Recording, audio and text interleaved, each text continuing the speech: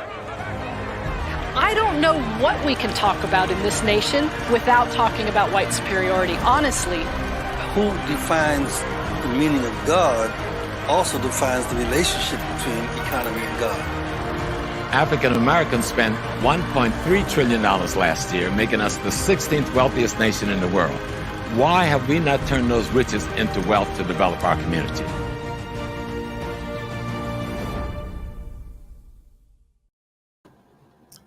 Peace, family. Good evening. Hotep.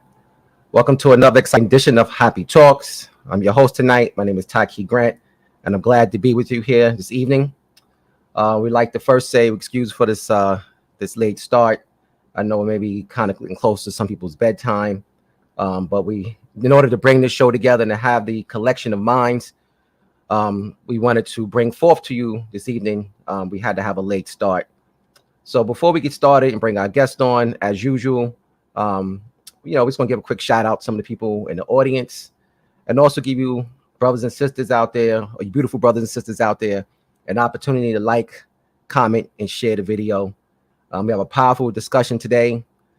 The rift between foundational Black Americanism and Pan Africanism. And it's something that's been kind of going on in our community for quite some time.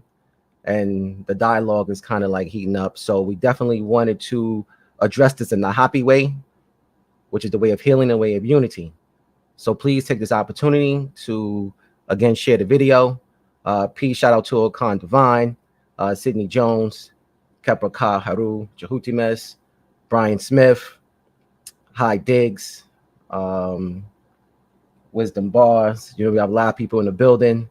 Definitely shout out to that. Please also don't feel shy to show your love, either through the super chat or the Cash App.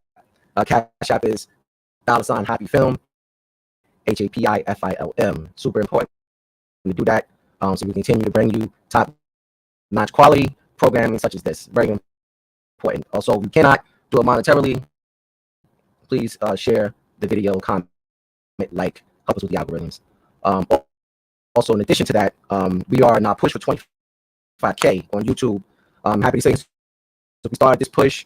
Our numbers have jumped up. People are definitely rising to the call of action. Dua, but that's a P for that. We thank you so much. So super important. We're about still maybe about 1,000, 1,200, 1,300 away from our goal. So you know someone that knows someone, please get the information out to everyone that you know. That's very important, family. Help us with that. Also, my newsletter.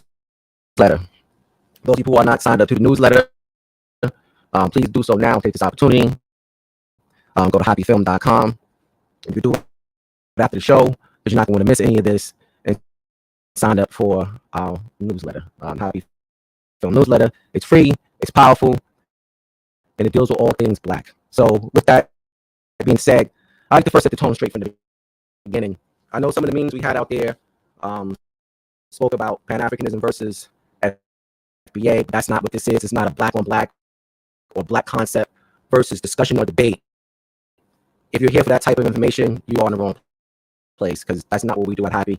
Our entire mission at HAPI is to strengthen the relationship and alliances with other Black people, and that means on a global perspective, and that's really important.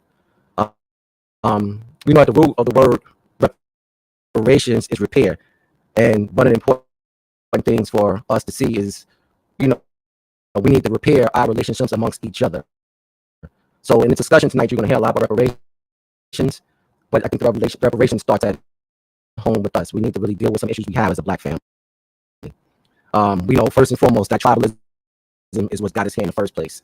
In HAPI, we see HAPI as being synonymous with abundance. When we see the HAPI glyph, as you can see here on my shirt, for those who don't have the HAPI gear, you see the abundance here. The Nile River, the HAPI Tiru, gave the ancient Kemetic Youth, the Africans that live along the Nile, tremendous amount of abundance. And we want you to understand that. But first and foremost, with the HAPI glyph itself, it represents unity. The unification of Upper and Lower Kemet, or the unification of the Nile Valley civilization. And that's so super important, because when we started this process, moving into the HAPI and even the foundation of the film itself, the foundation dealt with something we like to call, or what's called Pan African Unity, or I like to call the First African Union.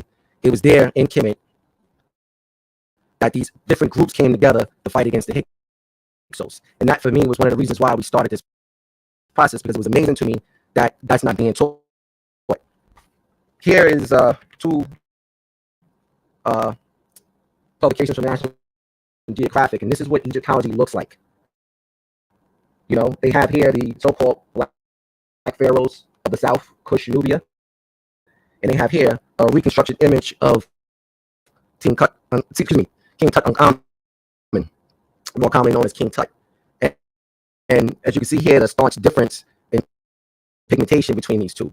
But that's how Egyptology is taught. It's not taught from the perspective of Pan-African unity or unity itself. So we need to understand that. Moving forward, we do understand that we also, in this HAPI movement, one of the important things that we just gone through was the One Africa Power and Unity Conference. And that conference was a worldwide conference that was seen from Africans all throughout the world.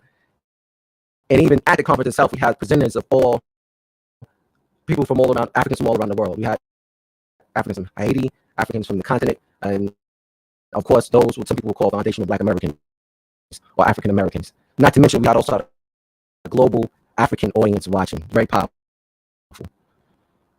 So, family, we wanted to have this discussion not to attack or further divide. We want to address some of the issues that will lead to a pathway for healing. And with that, we brought together two of our greatest minds, Professor Kaba Kamene and Professor James Small. We also have with us one of our young scholar warriors, Chase McGhee, of Voice of the Ancestors. So with that, family, without any further ado, I'm going to bring on my guest, and we'll get the show started. Peace, Chase. How you doing, brother? See you muted there. Peace, brother Taki. How you doing? And peace to I'm the all right, elder, all right. Baba Kaba. Yes. Peace, Professor Kaba. Peace, Professor James Small. How you brothers doing today? Mm-hmm. Baba Small, you muted. Yeah, Baba Small, you muted. Yes, sir. So I was saying peace to Baba Kaba and to Brother Chase and to Taki. And we talking about one Africa, power and unity. I mean, our theme says it all. And we don't need to back away from that theme.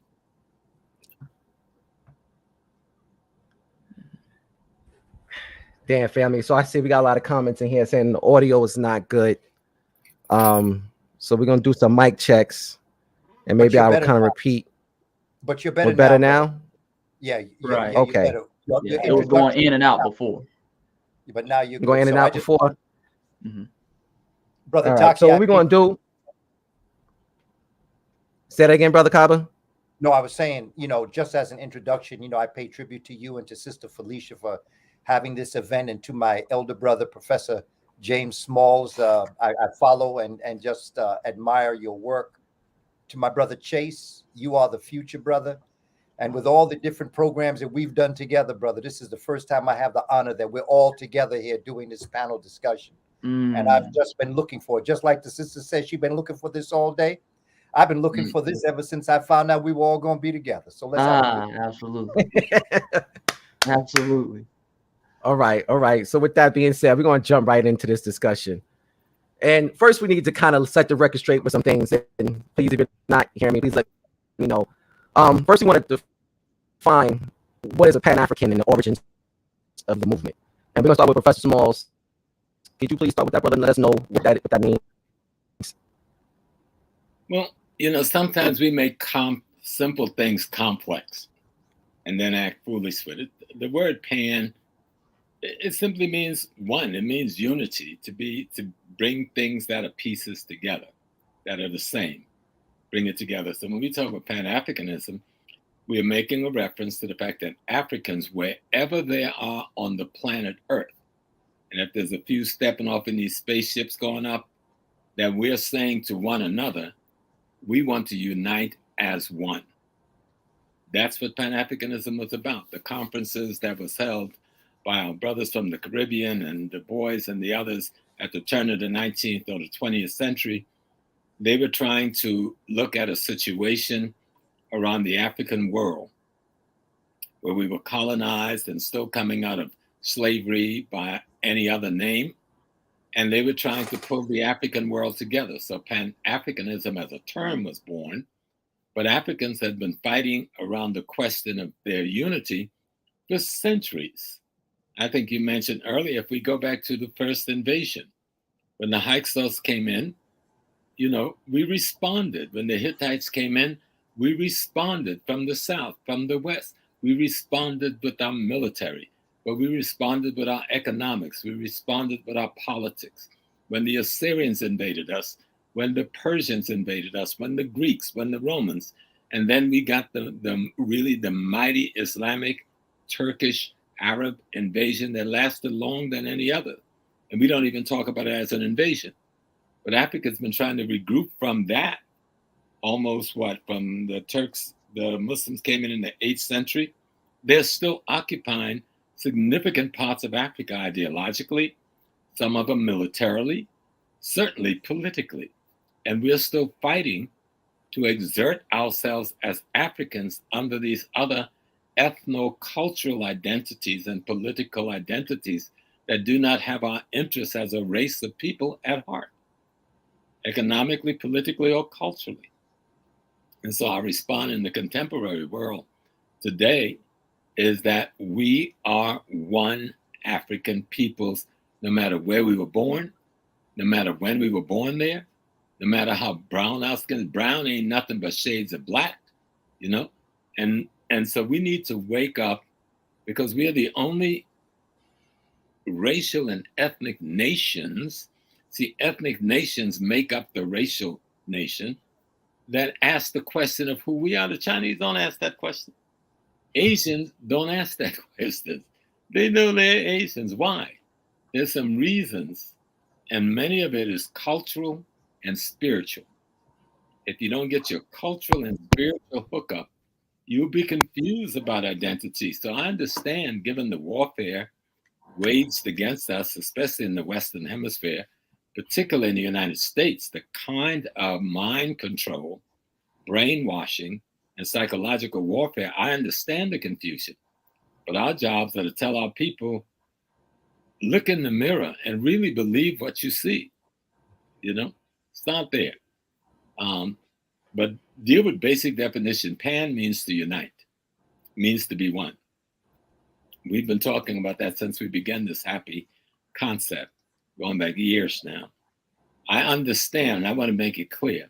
I understand, because if you listen to my speeches, 20 years ago, I've been trying to say the African American is an ethnic nation, but an ethnic nation of the African race family, not an ethnic nation in opposition to our mothers and our fathers, all right, and our genesis and our culture and our spirituality.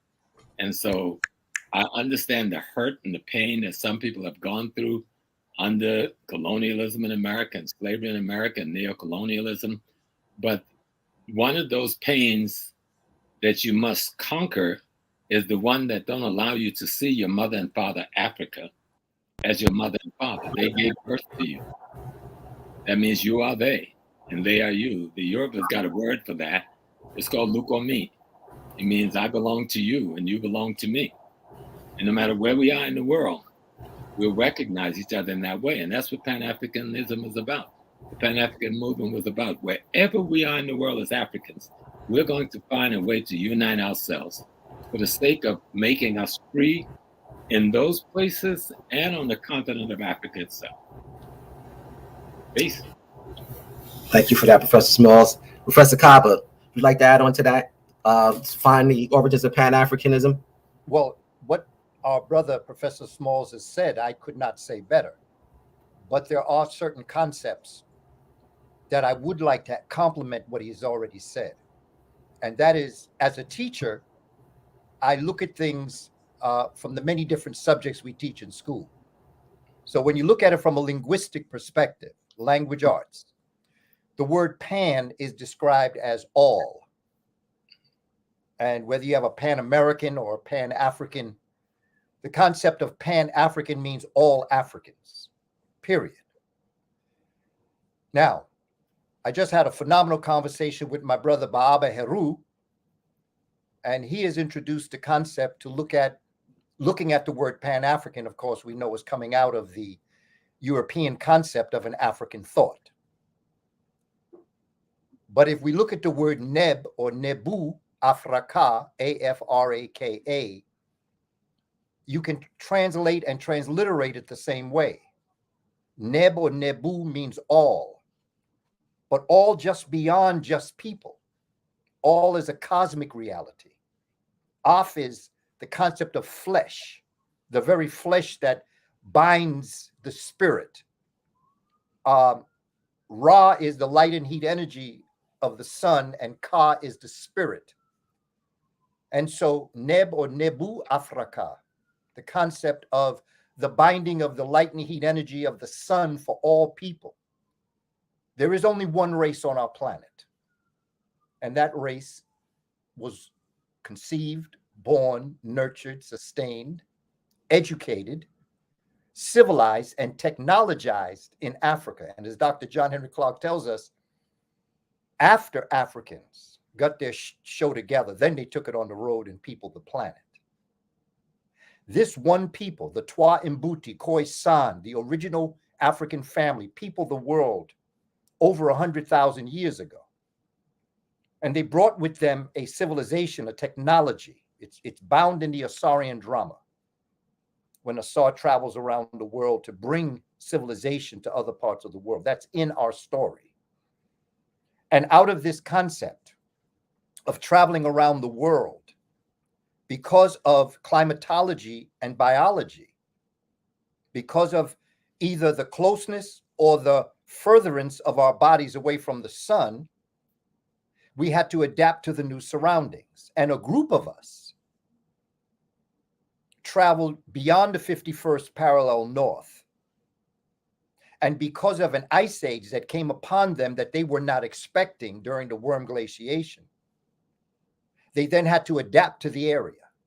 And in this area, in order to survive the lack of the sun, the lack of the light, heat, and sound energy that bound their bodies, these Africans had to depigment themselves. The scientific laws is Glosier's law, Allen's law, and Bergman's law.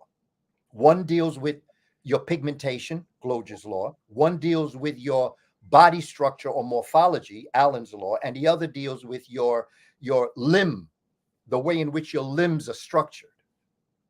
And in the cold climate, these Africans had to depigment themselves.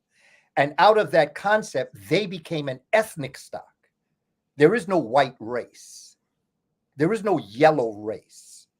Asians and Europeans are ethnic stocks that came out of the original race that, because of the nature of their presence away from the sun, they changed.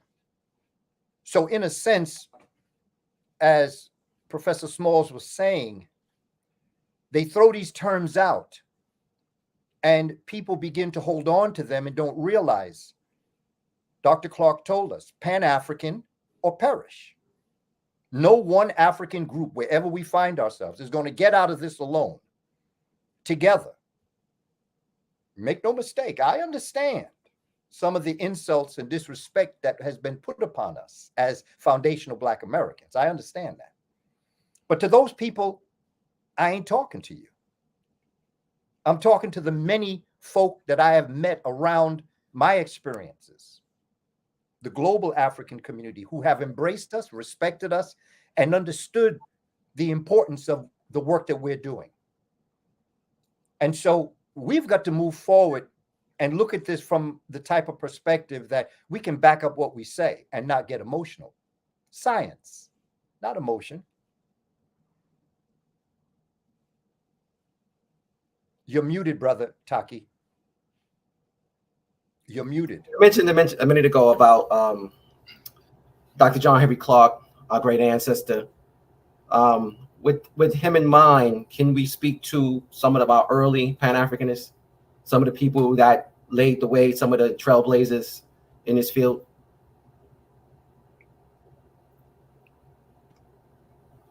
Brother Kaba, that's If we go to Brother Sylvester Williams, we go to W.B. Du Bois, we go to Booker Washington, we go to Marcus Garvey. See, someone else have separated these people in history for us, but when we study them, they're all having the same conversation at different times, in different locations, under different circumstances, on how you bring back Africa. I think the question we were discussing a few weeks ago, the rebirthing of African consciousness, because something has happened in the centuries that the Africans who had to mutate to survive have declared war on nature itself.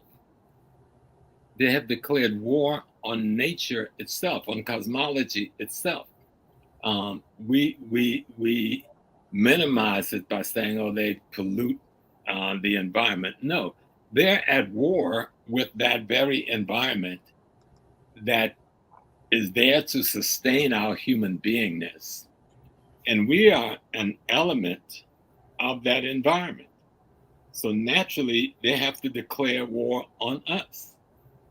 We have to do something about that declaration of war. And the first thing we have to do is to establish the integrity of the oneness of things African. When I said things African, Brother Kaba was talking about the aspects of it. We're talking about things spiritual. And I'm not just talking about religion, some of the little tools of spirituality people have created to try to create rituals to teach themselves certain degrees of information that they can hold on to. But I'm talking about Africa as being, like the Ewe say in West Africa, Sogbelisa, being the totality of creation itself. The totality of creation itself, not one little body living in creation, but the totality of creation. And that means our views on the cosmology, our views on ecology, our explanation for our relationship to this environment and ecology we live in, and to the cosmology that ecology exists in, and our relationship to it. All those things we did in Kemet, as beautiful as they look and as intriguing as they look, they were scientific statements made about how things work in the universe and in nature and in the human being. And in order to have that thing we call ma'at, that balance, that harmony, you must then work the way things work. There's a force in nature now that is opposed to that, and have been for nearly, 10,000, no longer, a couple of 100,000 years now. And that force is at war with nature. The people that we're trying to identify, or the personage, or the position that is called Africa or African, must be the opposition. I don't think the behavior of the Eurasian community is abnormal at all. I think they're doing the most normal thing, making the most normal response to their situation. We're the ones that's behaving abnormally. We're not responding to nature and cosmology and the human's family relationship and role in the manner that we should. Now, those methodologies that we must learn is lodged in language, is lodged in culture, is lodged in spiritual system, is lodged generally in history. So how do we extract that through our educational and research process and try to teach the people a methodology of behavior, or moving towards a certain kind of behavior, so that you'll understand what your role is in nature? If we want to just get past the terms of race, we know there's only one race. It is the human race. We have labeled it Africans, but if you look in African language, they didn't label themselves the way we are labeling ourselves today. They saw themselves only as God beings, living beings. And whatever word they use in whatever language, if you look at their words for person, people, place, or thing, they had that thing they call God or the divine, either at the suffix or the prefix for their person, people, place, or thing. So they saw themselves, and I've heard Kaba say it, and I've been saying it, we are God having a human experience. That may sound like a cliche, but it's not a cliche at all. That was the striving of people. And that was how the cultures were trying to raise themselves to inform and instruct people on how to live in this environment, in this universe. That's been fractured, as Dr. Noble said. Our consciousness have been shattered and our identity have been broken. And we've seen through the centuries the struggles of our great historians, male and female, trying to help us restore that shattered consciousness, restore that broken identity, so that we again can bring harmony and balance to this world. Nobody else can do it. I don't care how powerful the Eurasian community gets. And they're very powerful right now. They cannot restore the harmony and balance to the environment we find ourselves living and breathing in, nor the cosmology in which we all reside in. And to me, Pan Africanism speaks to that, to the African as a greater being in the totality of things, ecological and cosmological. Thank you, Professor Smalls. Thank you for that. It's powerful. Brother Chase, part of this discussion deals with the foundational Black Americans, ADOS. So with that, for those people who are not familiar, can you please explain what the foundational Black American is? Now you're muted, Chase. Can you hear me? Yes, sir. Go ahead. Okay, cool. Peace to the family again. Foundational Black American is a lineage. It's a unique ethnic group. A foundational Black American. I'm sorry. Just real quick. I'm sorry. And I should have asked you this in the first. I apologize. Can you please, for those who don't know, introduce yourself? Okay. Because there's a lot of people here who may not be familiar with you. Okay. Unlike the two giants we have here, I just want to make sure everyone knows who you are. And then we'll get into compared to the giants. Right. Well, I'm a student of Baba Kaba. I'm a student of Professor James Small. I'm just your everyday brother Chase. I run the Voice of the Ancestors page on Instagram. That's what most people know me for. Also have the Voice of the Ancestors book series, which is a Amazon best-selling book series. We've amassed over about 280,000 followers, I think the last time we checked, on Instagram. So most people know me from there. So I'm just your everyday young brother, just playing this role, playing this part in the revolution. Okay. All right. That's pretty modest, but okay. Well, I just wanted to give it to us something simple. And I'm also from Atlanta, Georgia, for the people who are wondering out there. So I'm from Atlanta. Okay. All right, Brother Chase. So with that being said, now we're going to get right into the question. Right. From your understanding and from your knowledge and wisdom, what is a foundational Black American? Well, a foundational Black American is a lineage. Foundational Black American is a unique ethnic group. Essentially, take all the confusion out of it, a foundational Black American is a Black American who's a non-immigrant. He can trace his lineage back to the American system of slavery. This is a unique ethnic group. There was no United States of America before foundational Black Americans built the United States of America. And that's our own unique ethnic group. And that's important to understand. It has nothing to do with genetics. We're not making the argument that genetically we're not African or we're something different genetically from a Jamaican or a Haitian, but we're talking about our own unique ethnic group who has their own unique ties to this land. So that's what a foundational Black American is. Okay.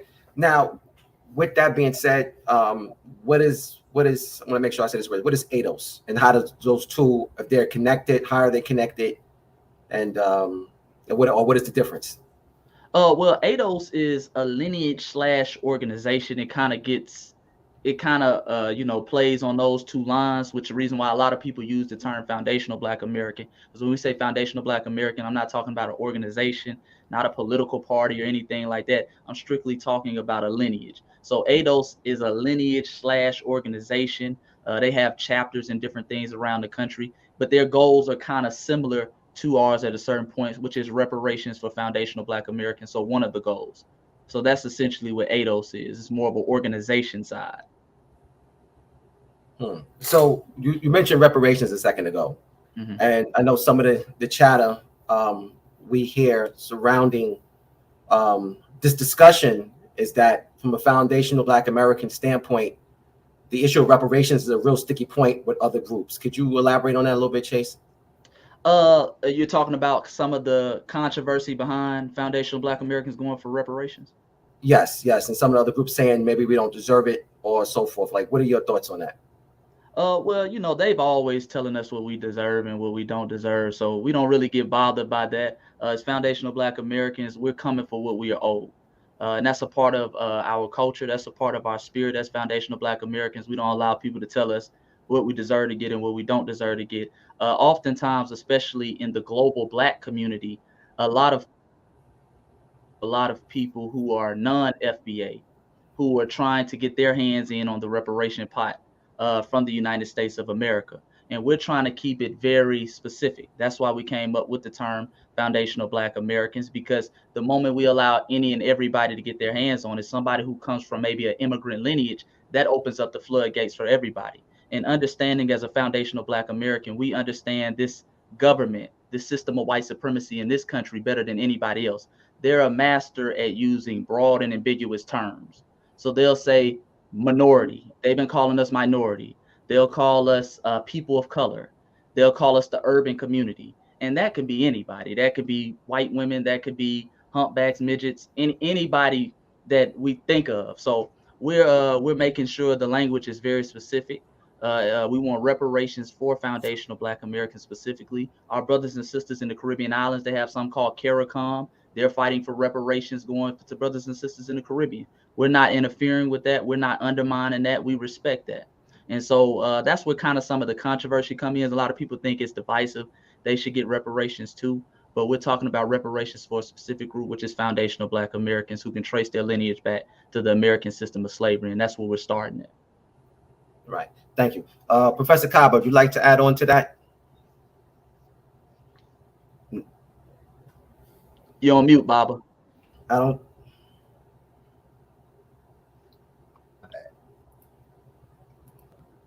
Because I just try to give everybody a chance to be able to say, can you hear me now? Yes. Okay. I think that we got, as I hear Dr. Leonard Jeffries say frequently, we have to get the paralysis out the analysis. And we have to stop letting people who would wish to divide us get in between us. As I've said before, I have been through a lot of different experiences in my lifetime with people who have disrespected the experiences that we've had as a people. And I understand that. I'm not talking to them. I am talking to the global Black community that understands who we are as a people and what we have contributed. Immigrants, if you want to use that term, did not build America. Foundational Black Americans built America on the land that was stolen by the indigenous people, who themselves are also Black, but we'll deal with that at a later time. But the reality is that we have to get the paralysis out of the analysis. And we as a people have to come to understandings, I think. I support anybody Black doing anything for Black people, anywhere.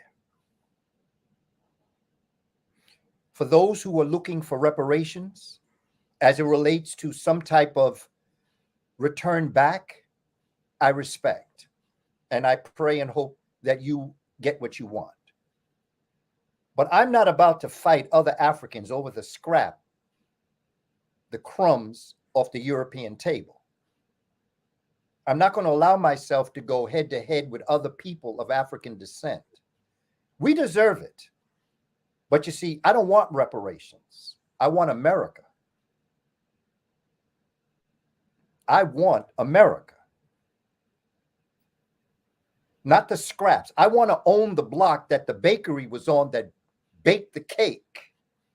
I don't want no crumbs. And I'm not going to let them throw crumbs out to make us fight over these crumbs like we're a bunch of pigeons in the street. For me, we have to be clear. We've got to do for ourselves. We have to understand what it is that we're facing as a people. But more importantly, we have to understand our children are watching us. And we have got to conduct ourselves with a sense of integrity, morality, and respect, and be very clear. Because like I say, I'm very clear on definitions. A foundational Black American is a person who can trace their ancestry back to an experience, let's give or take the date 1492, here in the United States of America, which you really got to wait until you get into the 1500s. We have to understand that the great majority of Africans that came to America did not come straight from Africa. They came from the Caribbean, Central South America. And that if you're going to get a problem with Africans outside of the United States, I'm talking philosophically now, you're going to have to get rid of Malcolm. You're going to have to get rid of Marcus Garvey. You're going to have to get rid of so many peoples of African descent that came to America and benefited from what African Americans, foundational Black Americans, American descendants of slaves, whatever you want to call it. I am at the point now in my life that, having been around children, I know our children are watching us. And if I sense that they don't have respect for us as a people, it's because we are presenting ourselves in a way that we are fighting amongst ourselves, and we are destroying the fabric of what brings us together. One love, one unity. We have impacted ourselves throughout the Caribbean. Groups of us escaped enslavement and went to the Caribbean. This is why you see so many brothers and sisters from República Dominicana, the Dominican Republic, with the last name Wilson or Kelly or Williams. Those were African Americans that went there. In the 1700s and the 1800s, Brother Chase has the Seminoles shirt on. There's a history that we have to understand that hasn't been taught to us. And because of that lack of knowledge, we're fighting amongst ourselves. And like the brother or sister that put it up there, not only are our children watching us, but white supremacists are watching us too. And white supremacy is an oxymoron because there ain't nothing supreme about being white. In fact, when you get into science, the depreciation. Okay, in science, you talk about dominant gene and recessive gene. You don't talk about superiority or inferiority. That's a whole nother issue. Peoples who left Africa and had to go through the process of mutation, everything they have, blonde hair, blue eyes, is recessive. And if you don't believe me, go to a grade 6 science book, go to about chapter 8 and read the chapter on mutation. We're all the same people in different phases of our presence in the sun. We must stop fighting amongst ourselves on all causes.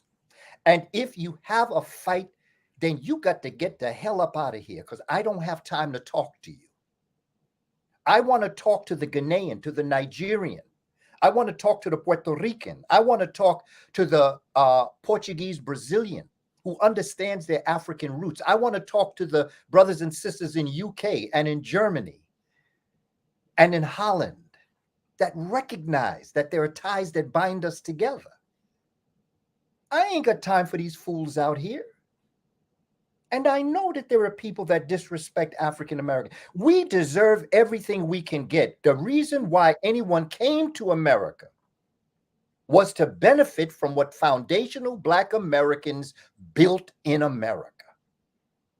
We built America. Now, we built a house on the land that was stolen from the indigenous people. Now, immigrants may have come in and brought some furniture in and furnished the house, but you didn't build this house. And when I go to Jamaica, I pay homage and respect to the elders of Jamaica, realizing that it was they that built the African presence in Jamaica, in Puerto Rico, and Luisa Aldea. It was the Africans that built the Bombay Plana and the culture. I pay homage to the Africans wherever I go, in Holland and in UK, who built that. And I cannot go to Jamaica and act like I built Jamaican culture, or that Jamaican people don't deserve what they get. They deserve everything that they get. And when they come to America, I think you deserve what you get. But just understand that what you get, you got because of us. Because when we fought in the 1960s and broke down the civil rights laws, immediately we also broke down the immigration laws. And that is how immigrants came to this country in the 60s, because of our struggle as civil rights, human rights. We broke the laws down that brought people from Korea, that brought people from the Caribbean and Central and South America. I'm not asking you to give me nothing. I'm asking you to understand your history. And we together as a people understanding this, we can chart for our children a future. But if we keep fighting amongst ourselves, don't tell me nothing about the Bloods and Crips, because they're only doing the same thing they see us doing, fighting amongst ourselves. And everywhere I study our history, going back even to ancient Kush Kemet,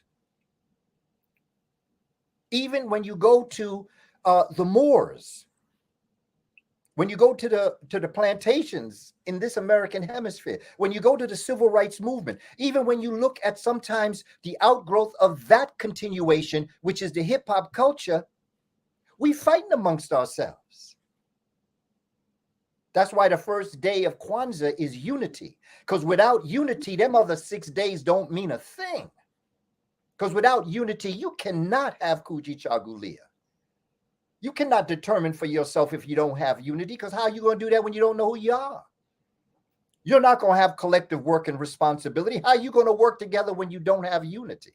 You're not going to have cooperative economics, because why are you going to support each other financially? You ain't going to have no purpose. You ain't going to understand creativity, and you certainly ain't going to have no faith. Unity is the first step in what we have to do, and show our children that we can disagree without being disagreeable, and we can have unity without necessarily agreeing with each other. I work with people who can't stand me, and I can't stand them. But that's not the point. The issue is our people.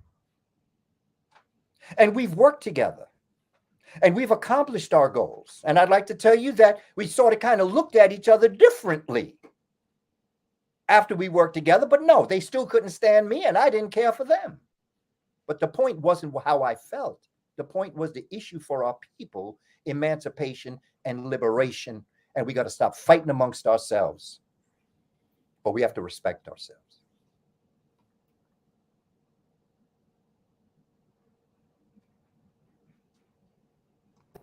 Professor Smalls, would you like to add on to that?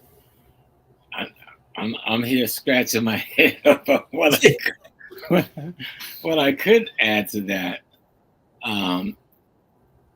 You know, if you look at some of my tapes from 20, 30 years ago, I was using the term formerly enslaved Africans in America, trying to do exactly what foundational Black Americans trying to do, is find a way to define our ethnicity. Ethnicity now separate from what we call race. Okay, if I have brothers who are Yoruba, but in the modern nation state, they're also Nigerian. And in the world of race, they're also African. See no contradiction in that.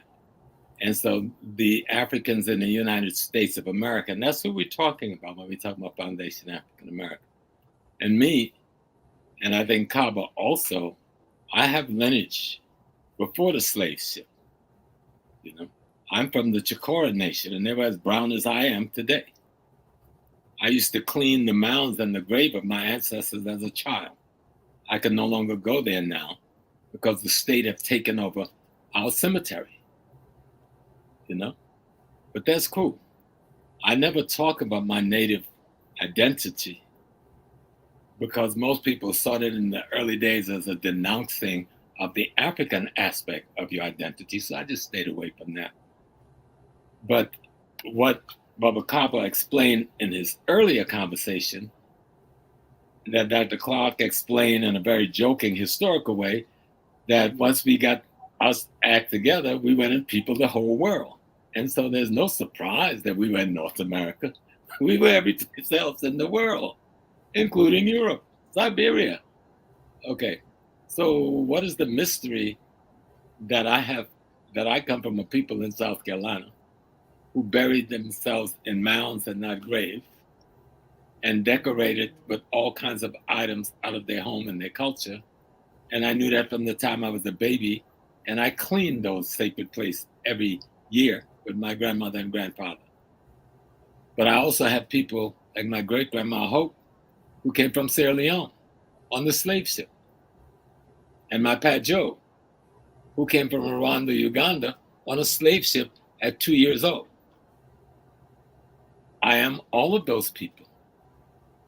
And that made me up this cultural, ethnic response to European dominance that we're calling the African American or foundational Black American. As long I'm with Brother Kaba, all things have parts. My body is made up of billions of cells, right?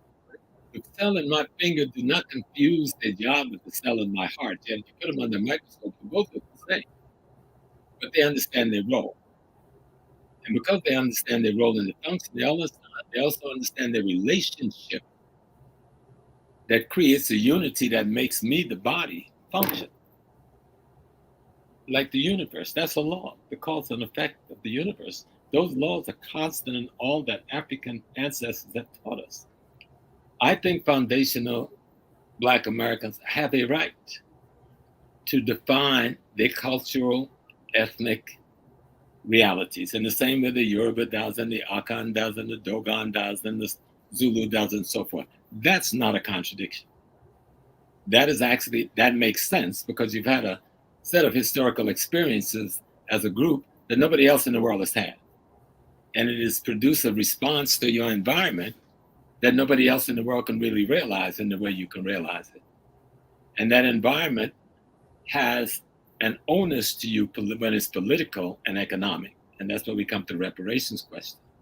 But when any of those questions interfere with the unity of the body, you've committed suicide. You've killed yourself. You've killed yourself. And so Dr. Nobles, I love the term he used. I kind of modified his term a little bit, but he said history erases the mystery and allow you to work your Black magic. I think a lot of times when we try to establish our political position, we do it at the cost to knowing what our historical position should be. And when we don't study history, we don't understand the beauty of who we've become and the ethnic experience we've had for nearly almost 400 years now in North America. We come from West Africa, East Africa, South Africa, North Africa, Central Africa, and we amalgamated genetically. And then we met some native Asiatic cousins here, and we amalgamated with them. And we met some earlier African travelers here, and we amalgamated with them. When we look at LaRon Bennett's Shaping of Black America's chapter on the red and the black, he talked about the Black folks looked around and said, well, listen, those ones over there look just as black as the one we brought from Africa. Let's raid their villages and enslave all of them. And then as Kaba also mentioned, and everyone knows my relationship to Malcolm X. I'm virtually his son, but his mama, I've gone to Grenada to celebrate his mama in the streets of Grenada with his wife, Betty, God bless her spirit. Because without Grenada, we don't get a Malcolm. But I understand the question around reparations. Yes, there's a conference going on in Ghana right now on reparations. And they're talking about how do we approach the British, the Portuguese, the Spanish, because once you raise it as reparations, you've raised an international legal question. You've raised a court functioning by that question, and you have to then determine, damages, and you have to determine who gets damaged. So I don't think that's as complicated as people think it's going to be, For those, like Baba Kaba said, for those who don't understand, and for those who would do hurt either from the Foundation Black American side or from the African any place in the world side, I'm not talking to them because I don't think they represent 1% of 1% in this discussion. I'll be honest with you. I don't think there's a big movement of that negativity. I think it gets more credibility than it deserves. I'm talking to all of those people who say, I love you because you are me and I am you. And I want to work with you because we want to bring the world back to harmony and balance. And we want to use that concept of unity. And so there can never be a contradiction or an opposition to foundational Black American and Pan Africanism, you know, because foundational Black American is a result of Pan Africanism. We came from all over Africa and we united under the circumstances of enslavement in North America. What a better model of Pan Africanism to look for. You know, Baba Kaba was given the one in the Caribbean. And Kaba, I was just reading, because one of my daughter-in-laws is Dominican, and I was looking for some literature for one of my grandchildren. And so I was reading on the movement in the late 1700s, early 1800s of African Americans into the provinces of the Dominican Republic and into Haiti.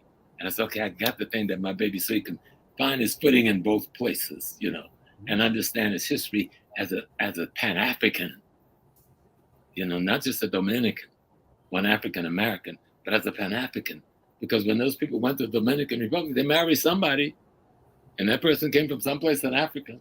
Some was Taino, some was Carib, and so forth. And so we have to be clear that the African American have a right, in order to protect themselves economically, politically, and culturally, is to establish their identity based on their history. That's not a problem. That's cool. We way behind on trying to do this. Listen to Queen Mother Moore, who pioneered reparations. She was raising the very same question. And she called it the formerly enslaved Blacks in America. And a couple of her lectures, not for the purpose of dividing us from the rest of our family, but from the purpose of identifying the group that had the grievance against these people down in Washington, D.C. and in New York and so forth. What is the group that have this grievance? Because if you go into World Court or the U.S. Court, you're going to have to define who you are and why you have the right to ask for this compensation. And if you're not who you are, you don't get that compensation and you lose the case. I understand that. But to me, that has nothing to do with me loving my mother, Africa. That has nothing to do with me loving my father, Africa. That has nothing to do with the hundreds of thousands and probably back up into the millions of years that this gene pool have been living on this earth, creating the systems of harmony and balance and spirituality and beauty that we need to learn if we're going to defeat those minds that are warped when it comes to knowing how to love, how to care, how to share. We can call them white people, Asian people, whatever. It is a behavior. And the behavior is a response to nature. And they've attacked nature and declared war on nature. Well, we're the only one left now to bring this war to a halt by behaving like we are nature. I am dirt. When I eat that food, that carrot, that little seed went in there and the dirt made it grow into this big orange thing with the light and energy from the sun that Kaba was talking about, and the water, Mayimaja, from the seas, that's from the rains. And so I am the dirt that I will get buried into. I am nature. Nature is me. And so our ancestors came up with trying to find out what were the rules then that we should use to create our social ecology so that our artificial environment would reflect the natural environment of cosmology and ecology in terms of function, meaning function in the rules and regulations and laws that keeps these planets from bumping into each other, keep one from getting too hot or too cold, keeping us waking up every morning knowing that food is going to grow out of this earth, knowing that when my sperm goes to a seed, I can replicate myself, knowing that and understanding that process, know that I am my ancestors. If that be so, I'm the first ancestor that ever breathed as a human being. still being replicated, at least as an aspect of itself, called James Small. African culture binds us together. African culture is the universe's culture.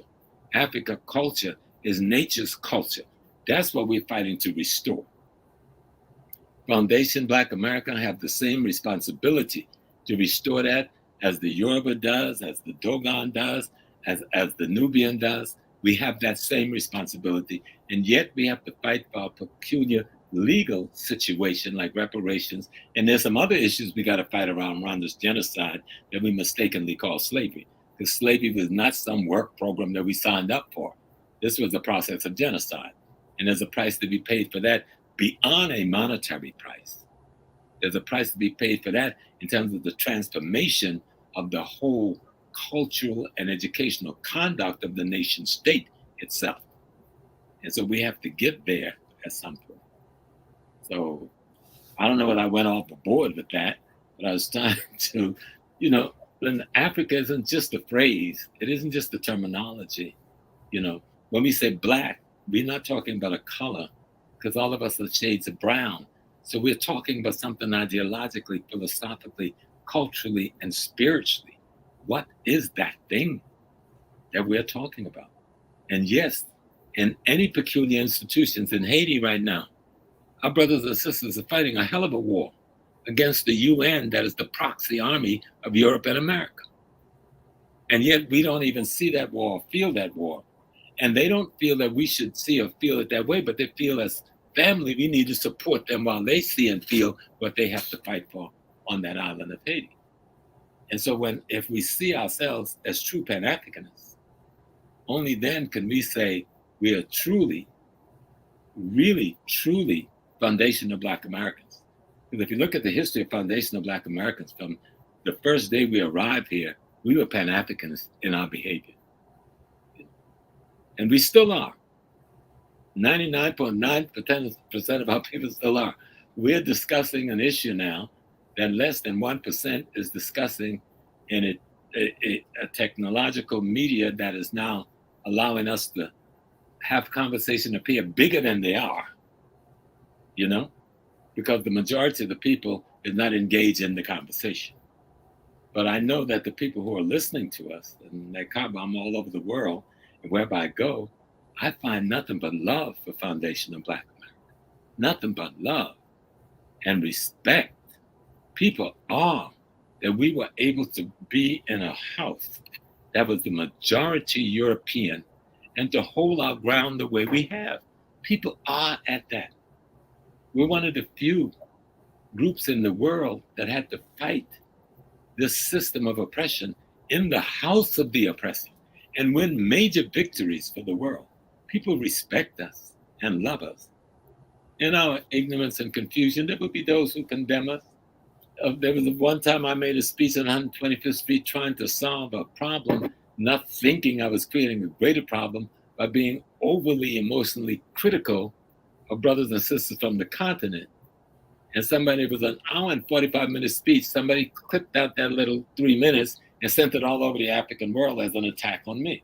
I had to go to war for 2 years, because I've been out there for 60 years flying the African banner. You're not going to take me down like that, But I had to learn to check my own language also.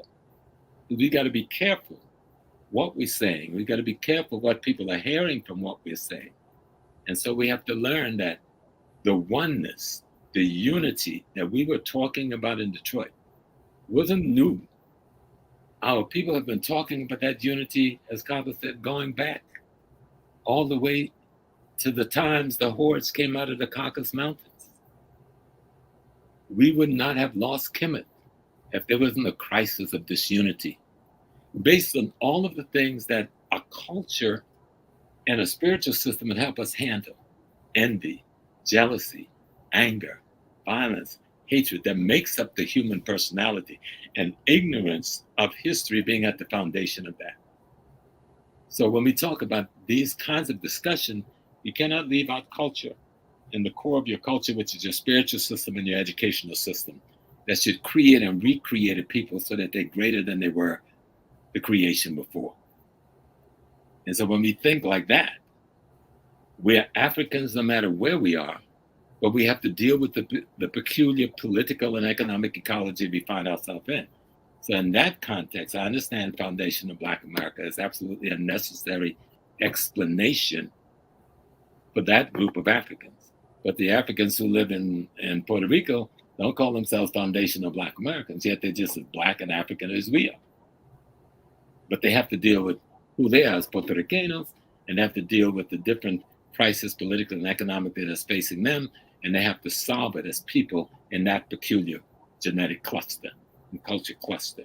And I think that's what we're doing. And if we can keep it there and realize that this is not about fighting one another, though we have to check people who cross the line because they don't understand or because they're ignorant, at the same time, you have to realize that more people supporting you by the I don't even know what the number should be called, but I would bet the number would be in the 90 percentile that support you versus those that don't, in terms of what you're trying to explain to the world as you're trying to cradle your identity based on a historical experience of the last 400 years. Wow. Thank you, Professor Small. With that, family, Professor Small spoke about the One African Power Unity Conference. We kind of opened up with it, but I understand that the audio was a little choppy, so I'll kind of go over that some briefly. We had the conference in Detroit. This conference, Power and Unity Conference, was originally supposed to be in Kemet in February, but because of some outside influences, people who did not want to hear Black people speak their truth, this conference had to be moved from Kemet to Detroit, and we had it in essentially April, end of April, beginning of May, April 30th, May 1st. And with that conference, we had the most brightest minds of the collections of Africans from around diaspora. It was truly a power and unity because it spoke to that aspect of Black unity. The conference is about 12 hours long, and you can get your copy at hapifilm.com. Definitely you want to check this out for those who are new to the programming. This was the Power and Unity Conference. You have brothers like Professor James Small was there, Brother Kaba Kamene was a part of it. Shahrazad Ali, Asar Hotep, Dr. Leonard Jeffries, Dr. Rosalind Jeffries, Sister Bayana Bello, Dr. Janina Falou. We also had Dr. Susan Tata, Riza Islam, Brother Jabari Azaze, Dr. Alicia Watkins, and and we also had Dr. Ken Harris, who was the moderator and the host. It was a powerful experience. For those who have seen it, don't know about HAPI, please check this out. Also, want to give a shout out and a very special thank you to those who have been showing their love through the super chats and the cash apps. Definitely much love for that. Thank you for the support and the love. It goes a long way. And everything that you do with us, in turn, what we do in turn is spend our dollars with Black organizations, Black people.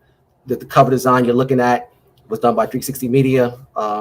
The logo is from my brother Imhotep of Nubia Designs. Definitely want to go check them out. If you have beautiful clothing line, Nubia Designs. Felicia, put it up in a second. These are the things that we do in HAPI. Everything for us represents unity and moving the race forward. Earlier we showed, and we can put this back up for a second, Felicia, the HAPI glyph itself. What we didn't really kind of outline earlier in the HAPI glyph, which we'll kind of talk about in a second when it comes back up, is that the glyph is seated, the ruler or the Nasut Beti is sitting on the HAPI. You can't see it here, but he's actually on the right side of it are the legs. And he's sitting on the seat of power, and the seat of power is unity. Just to show you how important unity was for us 5,000-6,000 years ago, how important they understood the importance of, unity, us coming together. And without the unity, there is no seat of power. This is something that is we call a part of systematic thinking, and we need to understand this a lot further, getting to the aspect of unity. So we're going to move further on in our discussion, and with that, we want to kind of talk about the flags. So, Brother Chase, I know there's been some discussion about the RBG, red, black, and green flag. Why it's something we should not use. And you're on mute before you start talking. Just wanted to remind you that. Why it's something that should be used, and why we move, and why Foundation of Black Americans move from that flag to the flag that they use. Again, Foundational Black American, I want to point out, to be specific, is a lineage. So in that lineage, you have many different people with many different ideologies. I'm fine with people using the RBG flag if that's what you choose to wave around in the air, that's perfectly fine. So I want to be real specific. It's a lineage, and in that lineage you have people. I see people in the comment section saying I'm FBA by definition, but I have a difference of ideology. That's fine. Some people in our community do have a problem with the RBG flag, and other things like that. I'm not very familiar with why they have particular problems with the flag necessarily, but we do have a FBA flag as well. So, and that's something that's unique for our culture. And if I could touch on a couple things real quick that I'm seeing, and I want to really get the point across so maybe the elders can hear and understand what a lot of the younger generation is dealing with. If I could, Brother Taki. Guys, Chase, Bill. Okay, and number one, we're understanding and seeing this on the Pan African level, looking at it in 2022 as foundational Black Americans. We understand that all skin folk ain't kinfolk. We have a lot of people, a significant number of people who come over here and they're Pan-Africanists when it's convenient. They're Pan-Africanists when they're at the border. They're Pan-Africanists when they need something. And then once they get that something and it's time for us to get something for ourselves, then we're divisive. Then we're agents. Then we're federal Black agents. That's what they say FBA stands for, federal Black agents. These are the types of things that we're seeing. And this is coming from so-called Pan-Africanists. And that's important to understand. There, like I said, there's a CARICOM movement going on about reparations. I have not seen one discussion among people from the diaspora talking about why that's divisive. We got our brothers over in South Africa, the EFF, the Economic Freedom Fighters. These brothers are fighting for reparations against the South African government. Nobody in the diaspora is saying, man, that's kind of divisive, man. Why are y'all doing that? Nobody says that until we do it. And I think a big problem learning from our history is, as foundational Black Americans, we have been way too open with our culture, with our lineage, whether it be music and art forms, whether it be history, politics, anybody can represent us. And because of that, we've got people within our circles who have hatred, who have disdain for us and work to undermine us at all times. We're seeing this in politics. There was a lieutenant governor out there in Virginia. They're speaking against reparations. We have people on the reparations board speaking against it who are non-FBA descent. This is a major problem. We have to call this type of stuff out. So we are on code with brothers who are on code with us. I really want to state that. I really want to build on that part of the game, because that part is always ignored in the names of Pan-Africanism. We've been made the face of Pan-Africanism. So every time if we say something, if we do something that's specifically for us, just like everybody else does. If you go to Jamaica right now, they're dealing with politics that are specific for Jamaicans, not specific for Haitians and everybody else, and brothers and sisters in Britain, they're specific for Jamaicans. Politics in Haiti are specific for Haitians. When we talk about politics that are specific for foundational Black Americans, it becomes a worldwide issue amongst the diaspora. And I think that's very unfair. And that's something we're beginning to point out. Also, a lot of people have a beef. They have a problem with a particular foundational Black American, and they like to use him as a proxy. And we see a lot of that in the comment section, the name that kept being brought up. So they use him as a proxy in order to hate all foundational Black Americans. But like we said before, it is a lineage, it is an ethnic group. There are Haitians, and Brother Yataki, you saw this on my page, who have said some horrible things about foundational Black Americans. I would never get out here and say Haitians are a hate group. I've seen some Jamaicans who have said some horrible things about foundational Black Americans. I would never say Jamaicans are a hate group. So don't do that to us as well. So I think that's very important to understand. But going back to the flag, if you could pull up the flag one more time, Brother Taki. Yes, it's coming up in a second. So okay, we're gonna bring it back up. And while it's coming up, I just want to kind of say this, and this is where we started off in this discussion. Kind of want to just go back to that. The purpose of this is to address some of the issues and to outline a pathway, for healing, something that's going to bring us together. And the two elders really spoke to it very eloquently, and talking about the importance of it and just giving historical context of what it looked like for us in just ancient Kemet, people just coming together. So we do understand that there are some problems, but we need to address these problems and figure out a way, basically figure out a pathway forward. But here's the flag. Head, Chase. Absolutely, absolutely. And again, the flag, the 3 stars that you see at the top, these represent the 3 groups that were all amalgamated together, all combined together in this country. That's one, the Black Aboriginal people, or as Baba Small says, the Africans who were the first people here. And if you want more evidence or research on that, you can read Dr. David Imhotep's The First Americans Were Africans. Excellent read, excellent book. Lerone Bennett also talks about, again, like Baba said, the red and the black. And I believe that is in his book, The Shaping the Black America. You also have another great book called Before the Mayflower. That also talks about that. Then you have one of the stars in the middle is the star where we talk about the enslaved brothers and sisters who came from the continent of Africa, not just West Africa, but all over Africa. Then the other star is for the travelers and explorers who came here. African people used to vacation here, because if you know anything about the ocean currents, so they work as conveyor belts that swing people from one continent to another. We were traveling back and forth here for thousands of years. A lot of those brothers and sisters get mixed up. This is what some of our Moorish brothers and sisters talk about, being here, being reclassified. Those what the stars represent. The red stripes at the bottom represent the significant rebellions that came to shape America as we know it today, whether it be the Chesapeake Rebellion, whether it be the Seminole Rebellion, which is hidden. So you only see 8 stripes, but it's really 9 behind the fist, because the Seminole Wars represent the hidden rebellion, which Black folks, foundational Black Americans, actually won their freedom, okay, through Jessup's proclamation in 1838. This would give birth to the Emancipation Proclamation later on with Abraham Lincoln. Foundational Black Americans were down in Florida winning their freedom. The white in the background, the blue, the white, and the red color scheme represents a foundational Black American sister by the name of Grace Swisher. Okay, she was instrumental behind the original design of the American flag. We pay homage to that. So, you know, these are some of the things. In 1526 is a date where we acknowledged one of the first rebellions of foundational Black Americans under a man by the name of Lupus Vasquez, I believe his name was, in Georgia, South Carolina area. In 1526, these foundational Black Americans came here in shackles and chains, broke those shackles and chains, and went to go live with the Aboriginal people who were already here. That's in 1526. So I think it's very important to understand, and we're highlighting our history. No different than what Haitians do when they talk about the 1804 revolution. No different than when Jamaicans show pride in Queen Nanny and the Maroons. We're doing the same thing. And I think that's important to understand. And people who are true Pan-Africanists shouldn't have a problem with us doing this. But again, a lot of people, I want to say, are fake Pan-Africanists. And only time they holler Pan-Africanism is when they have something to gain from it. But when it's nothing to gain from it, then all of a sudden we're divisive. And I think that's very disingenuous.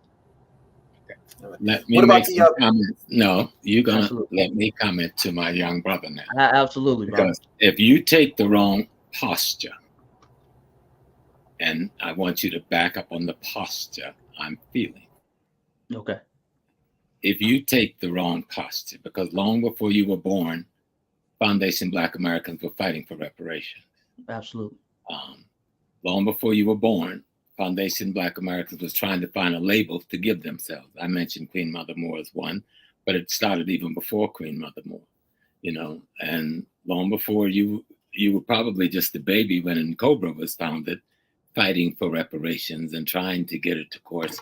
So this is not a new struggle, the reparations struggle, but you're putting it in a context where it should have the kind of legalism, because at the end of the day, this is a legal question, the reparations question, no matter whose court you're going to. And you're not going to define the court that you're going to. You're going to fight to find space in that court that the court will recognize the charges you bring against whomever you bring in the charges against. But just like those who are Pan-Africanists, I would stop using the term the so-called, because then they could refer to you as the so-called Foundation of Black Americans. Don't do that. If you're fighting with your family to erase a contradiction, don't become the contradiction, because that fight will just continue into nowhere. What you've done, I love the explanation of the flag, because I only saw the flag for the first time like maybe about a month ago, but not knowing where to get an explanation. And that was a beautiful explanation, because that's how flags are born. It is born out of the historical experience of the people who picked that as the banner. And I don't see any contradiction. The only thing you have to struggle for is a greater plebiscite from among the Foundation African American that they accept this as their flag. No small group got a right to impose it on them. And over time, that's a struggle. The red, black, and green was never meant to be the foundational Black American flag. It was a flag that represented Pan Africanism, the total African world. But no one was pushing it except the foundational Black Americans. So that's why it became our flag, because we didn't have a flag at that point, right? But the red, black, and green is a universal African flag. That's what Garvey and you and I intended for it to be. And that should be what it still could be, because nobody can change that. You know, and I fought to bring it back alive in the 60s and flew it when no one else was flying it. But the foundation of Black American have a right to have a flag that reflects their history. Because that's what banners does. It says, this is who I am. And this is a label. A flag is always a label of a people expressing something. But you, as one of the youth leaders, must make sure that you do not become that which you are fighting. That is very important. You understand what you're doing. So the red, black, and green has earned its place in history. Nobody can touch that, you know? But we must understand what its place was. Yes, Foundation of Black American took it because we didn't have nothing else. And if you remember, about 20 years ago, people started painting the red, white, and blue, red, black, and green with all of the stars. That I disagreed with, because I couldn't get that because it didn't explain anything about me. But I didn't fight against it overtly because we always had this. But the Foundation of Black Americans, as they're defining themselves now as an ethnic nation, which is something I've pushed for years. So if you've listened to me, you've heard it in multiple speeches. But you don't do it. Your critics, if you thought you could do this without critics, you weren't realistic. All right. If you thought you could have done this without misunderstanding, you weren't serious. If you thought you were going to do this without ignorance being a response, then you weren't serious. And you're going to have all of those things. But you must set the example of the ethics and the moral principle for which you stand and for which that flag represents. If you stand in that space, you're always going to win, because your job is to educate those who don't understand what you've just done and what you're doing. Because if they understood, they would not have needed you or any of the other brothers and sisters. So that's your job. It's a big job to go to a blind person and describe something knowing that they're blind. But if you go to a blind person and get angry, knowing that they're blind and can't see what you're describing, then you're as blind as the blind person. You understand what I'm saying? And it's not an easy position to be in when you're the teacher. But that's the position.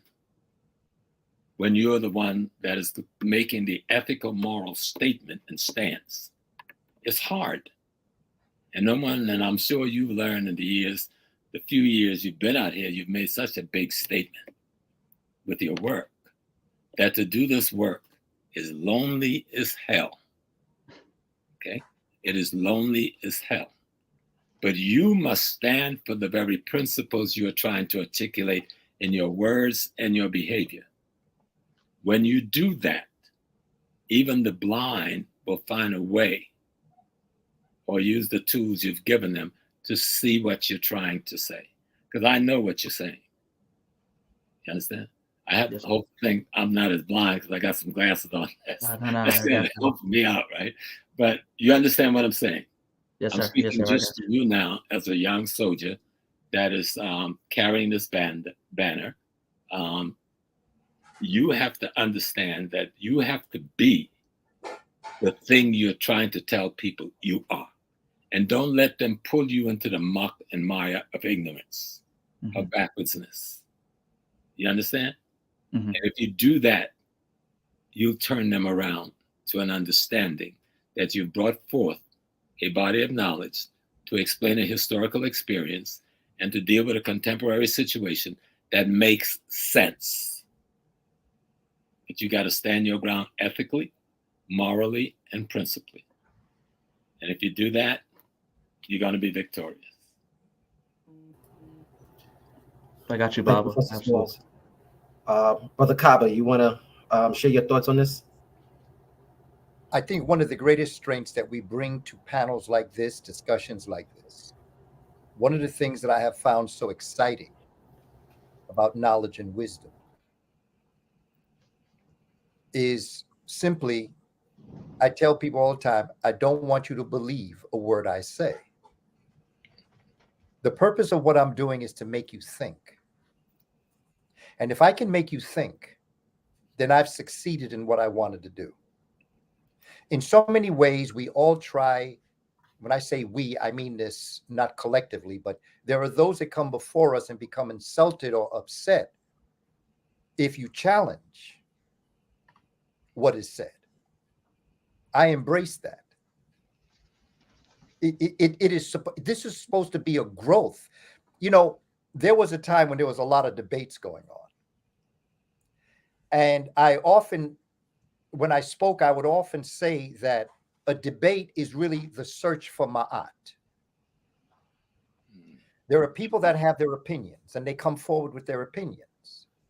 It's up to the audience to analyze, like Dr. Jeffrey say, get the paralysis out the analysis. Take the sense out the nonsense, and then take what you've learned to the next level and then to share it. In Western civilization, because of what I consider to be the fragility of the arrogant ignorance of the mutation of intellectual thought, when you disagree with somebody, you automatically become, well, anything by matter of degree, an enemy, you become a combatant. But that's not how I see knowledge and wisdom. I have adjusted my thinking pattern, even from when I've had 5-year-olds in my kindergarten class talk to me. I have learned that the more I learn, the more I learn how much more I have to learn. And it's important that when we come to these gatherings like this, that we don't be rude and crude in the things that we say. I have found that when people become rude in their comments, it is really a sign of an insecurity of your own thought process. It is healthy to disagree with each other. It is healthy to grow and to support each other in that growth and to find love and respect for that person, even in disagreement. This is what I think, when you look at the Greeks and the Romans, this is the one thing that separated their intellectual growth. Whereas when they sat at the feet of the Cush, and you know, I heard Professor Smalls talk about Dr. Wade Nobles. I quote Dr. Wade Nobles a lot. Yeah. And you know, the one thing that he said is that Western civilization is vomit. He talks about the rich meal that the Cush Kemet had prepared. And I can't separate Cush from Kemet because the Kemites were the Cushites. There is no such thing as a first dynasty. Right. That comes from a European perspective because that's the first Africans they came in contact with post Sixth dynasty. So they came in contact. And so to them, it becomes a first dynasty. But Mene actually is a continuation of a southern thrust of Africans coming out of the Kush, and the Kush and the Twa are related also. And so when the Kush Kemet, the Twa and Mbuti set out and laid the table of this rich meal of intellectual endeavor, it was too rich for the shallow digestive system of the Greeks.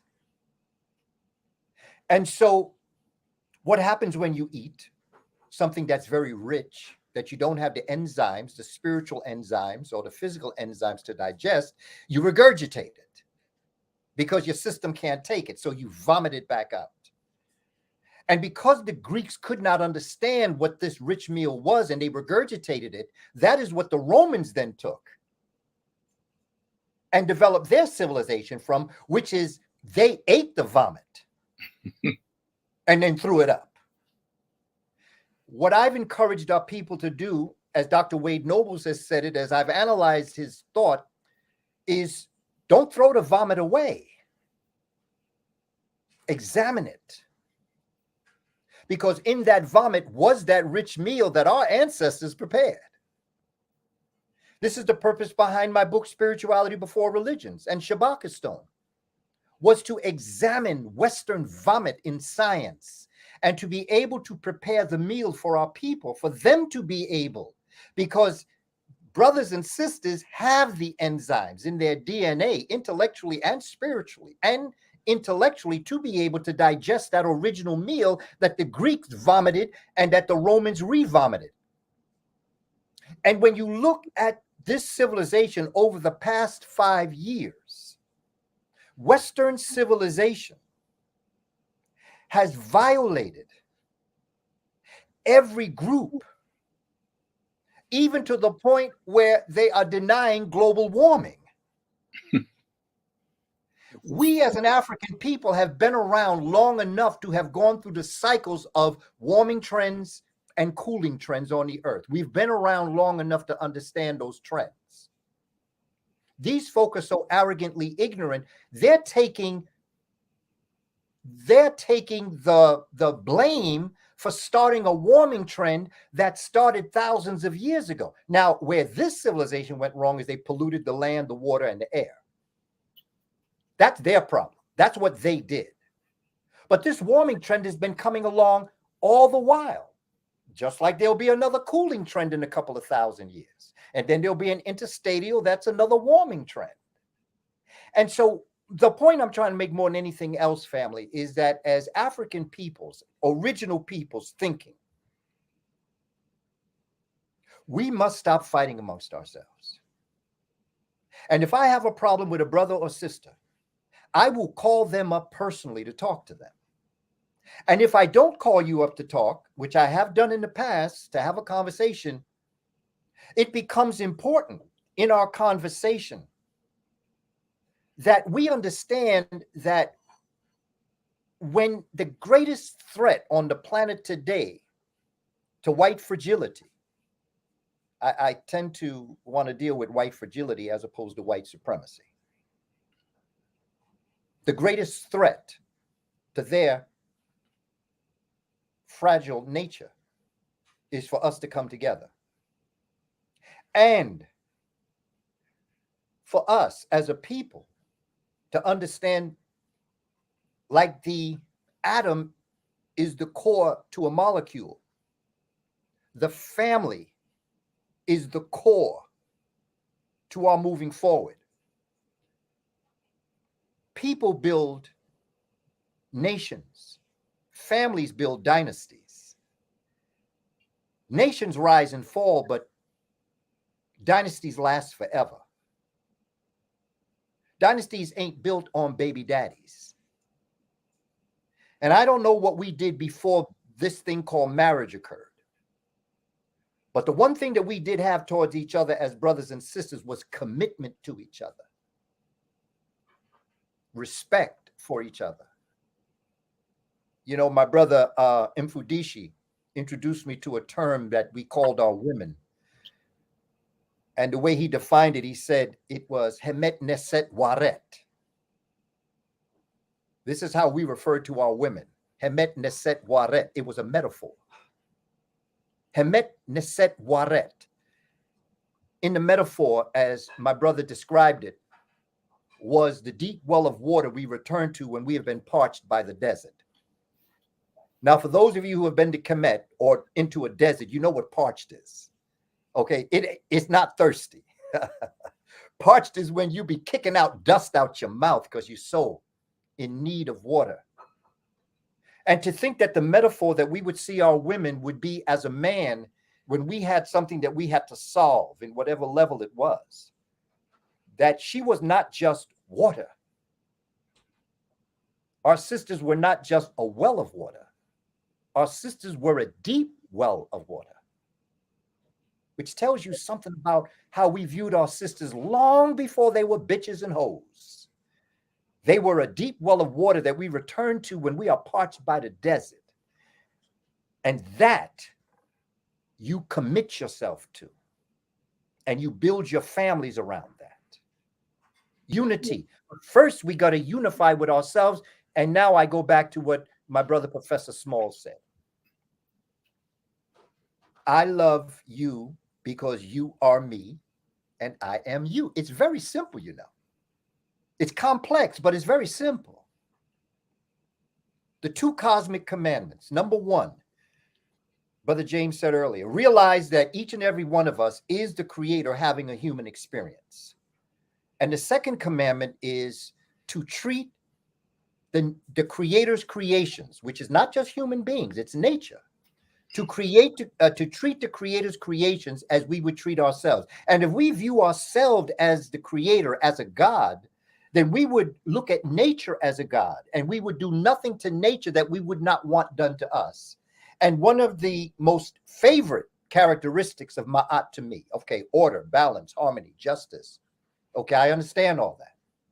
But the one I like is reciprocity. Will go around, come around. And if you honestly believed that how you treated each other and nature was going to come back on you, if you honestly believed it, you would treat everything outside of you with the same respect that you treat yourself. And if you do it real bad, it'll come back on you sevenfold. But if you do it real good, it'll come back on you sevenfold. This is the Christic ethic of which this entire Abrahamic religion came out of, the resurrection of the soul. And we have got to stop fighting amongst ourselves. We have to stop talking to each other the way we've been talking to each other. Look, let me just drop what I'm seeing in the chat. Let me just make it real plain. I love and I respect my brother, Tariq Nasheed. Tariq does things the way Tariq does things. Okay, let's make it plain. Tupac once said that in the cracks of the cement that suffocated nature will rise a flower. You don't curse the flower for the way it is. You bless the flower for being strong enough to come back despite the cement that crushed it. We all have a story. I have a story. I have his story. Okay, I ain't writing my autobiography until I don't care what people think about me. We all have a story. Tariq Nasheed does Tariq the way Tariq does it. And if he didn't do it the way he did it, Hidden Colors wouldn't exist. Absolutely. If he didn't do it the way he did, no matter, and guess what? Whatever money he make, he deserves. He's the one that had to go around the country interviewing people. He's the one that went around the world taking pictures. He deserves every penny he get. That's what our brother meant when he said in 444, I'm a business man. I'm a business man. Tariq is doing business in culture. And no matter how different he may present himself from me, I still love, respect him, and my strength in my brotherhood towards him is that I may not say it. Same thing with Dr. Khalid. When I used to talk to Dr. Khalid used to say, man, I don't talk to people like you talk to them. And I used to say, well, you know, brother, Dr. Khalid, I don't talk to people the way you talk to them. But I realize your place in our world. And folk need to hear you, brother. And they need to hear me. It's not about one, it's about all of us. And I thank anyone that is doing anything for Black people. And Tariq Nasheed has been on point, pointing out certain people, saying things the way he says it, to keep people on point. And I say to us, let us understand each other. And let us understand that I don't say it the way people say it. But I certainly can respect any Black man or Black woman doing something for our people and the way that you do it. We must mend our broken hearts. I heard my brother James, you were talking earlier about the fractured culture, and there was another term that Dr. Wade Nobles used in terms of shattered consciousness and broken Black identity. There we go. Okay. We suffer from that by matter of degree. All of us do. We hurt. All of us hurt. And I just don't want to be another reason why I hurt another Black person. And if I got something to say, I'm going to talk to you from my mouth to your ear. And it becomes important that we move forward with this conversation. This is a phenomenal conversation. The honor and respect that I have to my elder brother, James. I mean, I have learned so much. To my brother, Chase. Brother, what you're dropping with the young people. What you're saying is how our young people feel. We cannot, as elders, get upset with when we hear our young people speak. And without someone like you being their microphone, we wouldn't hear it. The things that you've talked to me about have sharpened my view towards this generation's young people. And when we all go before the creator of all at our judgment scene, it's going to be our heart that's put on the scale against the feather of Ma'at. And what's your heart? What do you really mean? What do you really want to do in life? Who are you? What's your divine purpose? We're each born with a Judas and a Messiah. Judas is born to make sure you never reach your divine purpose, and the Messiah is born to make sure Judas fails. I like that. Judas falls 9 times, but the Messiah rises 10. You keep on keeping on, because it ain't over till you win. Let me say, if you may, brother, something to Brother Chase. Because I would be hard on you, but you don't deserve hard. When you're the son, and that's what you are. See, those who come with new ideas, new realities, new perspective, is shining, we call that shining a light on something. Mm-hmm. That makes you the sun, and it makes the rest of us the moon, because our job is to reflect that light when it's shown. That's a metaphor. Don't let anybody make you, in the midst of being the sun, become the moon and reflect their negativity when you've come to shine your positivity. You understand me? Yes, sir. There's a power. Father Kaba just talked about the heart. We think sometimes it's a metaphor that the ancestors said the heart is weighed against the feather of truth. But guess what? I've had a heart attack. I'm called ventricular tachycardia. Takes your ass out of your like that. Because they can't revive you except with electricity, right? So I had to study the heart. Because I'm saying I ain't going down under all this medicine. You know what they're trying to do, give me all that medication. After about 2 weeks, I said, no. This is between me and the universe. And if it takes me, it takes me.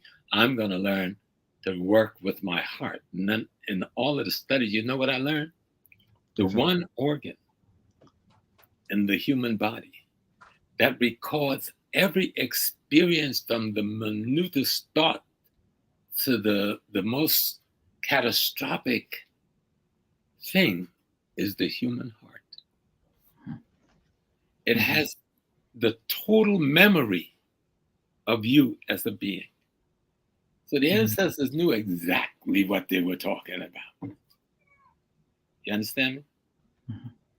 Your power that we call spirituality, that power is being the divine no matter what come at you. Because nothing can override the divine. Mm-hmm. the time had to come for that flag. Like I said, I've been trying to say this for 30 years. Queen Mother Moore's been trying to say, not in opposition to anybody or against anybody.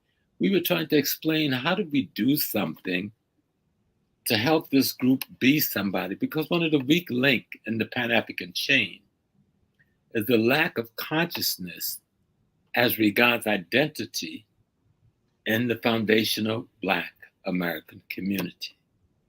A community that should be one of the strongest in the world in the Pan African chain becomes weak because it has never really defined itself as a part of the chain. You understand what I'm saying? Yes, sir. You had to happen. The foundation of Black community grouping that identify yourself had to happen. It's time. But what you have to learn, and Baba was talking about that thing about the women that Mfadishi was talking about, you know, in the pyramid text, which I know you're very familiar with, Baba. At the end, when Amun-Ra is finishing his dissertation, he says, and I came from my mother, Nun, meaning all that I am, all that I've created, all that I've imbued into what I've created is a result of my coming out of the primordial waters on my mother. Liquid matter, if we want to go there with quantum physics. But you're me, you're Kaba, you're John Clark, you're Dr. Ben, you're Shashi, you understand? You're McIntyre, you're Francis Welsing. Know that. Mm-hmm. Don't let nobody take you again off of your ethical, spiritual point, because that's where your power is at. And the gift that you brought to the people's understanding will be better received when you can smile when someone tries to knock that gift out of your hand. Mm-hmm. You understand me? That's the power of the divine within you. When you call on that power, nothing, trust me, that is the light of the world. Nothing can touch you. And to my brother, Tariq, yeah, I'm mad at you because I called you and you ain't called me back. I sent 2 phone calls, you know, so we could talk, so I could let you know I got you back. Because everything that Brother Kaba said, you know, we love Malcolm. He was a drug dealer. Mm-hmm. He misrepresented our women to the enemy. He robbed people. But a transformation of character and a transformation of spirit made him a light to the world. And we love him as Malcolm X, Haj Malik al-Shabazz, not for where he came from, but what he became as a result of where he came from and the light he brought to us. And Tariq has done that extraordinarily well. So we just want to let the world understand the foundation of Black American. We deserve the right to define ourselves. Power, as Dr. Noble again said, power is the ability to define reality and have others accept your definition of your reality as if it were their own. Okay. You understand, son? Yes, sir. Yes, sir. I got you. We are your uncles, and as uncles, we are your father. Absolutely. Thank you for that, Professor Smalls. You know, we talk quite a bit about some of the issues that we have, but we do understand that the issues are divisive, and the issues a lot of times are coming from outside forces. And there's 2 things that come to mind initially in terms of how our enemy is constantly playing one side against the next. And they did it, you know, with the beginning, the origin of chattel enslavement, where they kind of put 2 sides against one another for their benefit, particularly in Ghana with the Fanti and Ashanti. Professor Smalls, can you just touch on the way they think in terms of how they constantly put us against one another? And then Professor Kaba, I want to talk about the Berlin Conference and how that was something that they used. I always think of colonialism as being just as devastating as slavery. And a lot of time, the mindsets of people being colonized and enslaved are very similar in terms of how we see the the falsehood of white supremacy? Yeah, well, the key is to understand history so that we are not dealing with his mystery. And since you mentioned the Fanti and the Ashanti, and I'm a chief in the Ashanti Nation. I'm Nana Kofi Mpansa, second of the Ogogo stool, and I have been for more than 30-something years under my great king Nana Kwaku Thapam Omenhe. And I've studied that culture well, having studied under one of the best, and there's Bafo Okotu and Dr. Leonard Jeffries. And anyone from Ghana know who Bafo Okotu was. He was the linguist to two Santahenis, king of the Ashanti Nation. Much of the things that have been made about the Ashanti selling slave is white people's mythology that we bought. Some of that did go on at the very end of slavery. But the Ashanti Nation, when it came into being as a nation, slavery was almost over. So how are they going to be this big enslaving group? They didn't exist as a nation yet. The rift between the Ashanti and the Fanti was a rift not to do anything to do with slavery. It was a rift over territory and culture. And so some people moved away. Those who were called the Fanti moved towards the shores, out of the forests. You know, there was another group that broke with the Ashantis as well that moved into Ivory Coast and founded the great civilization of the Akan people of Cote d'Ivoire. We don't know that history because they speak French, so we never speak on that history. We speak on the one that we learned from the English. And yes, the Fantis and the Ashanti did engage in war. And yes, whites used them as proxy, but slavery was over when those wars were taking place. And yet those same Fanti people rose up and drove the British out of the Fanti land.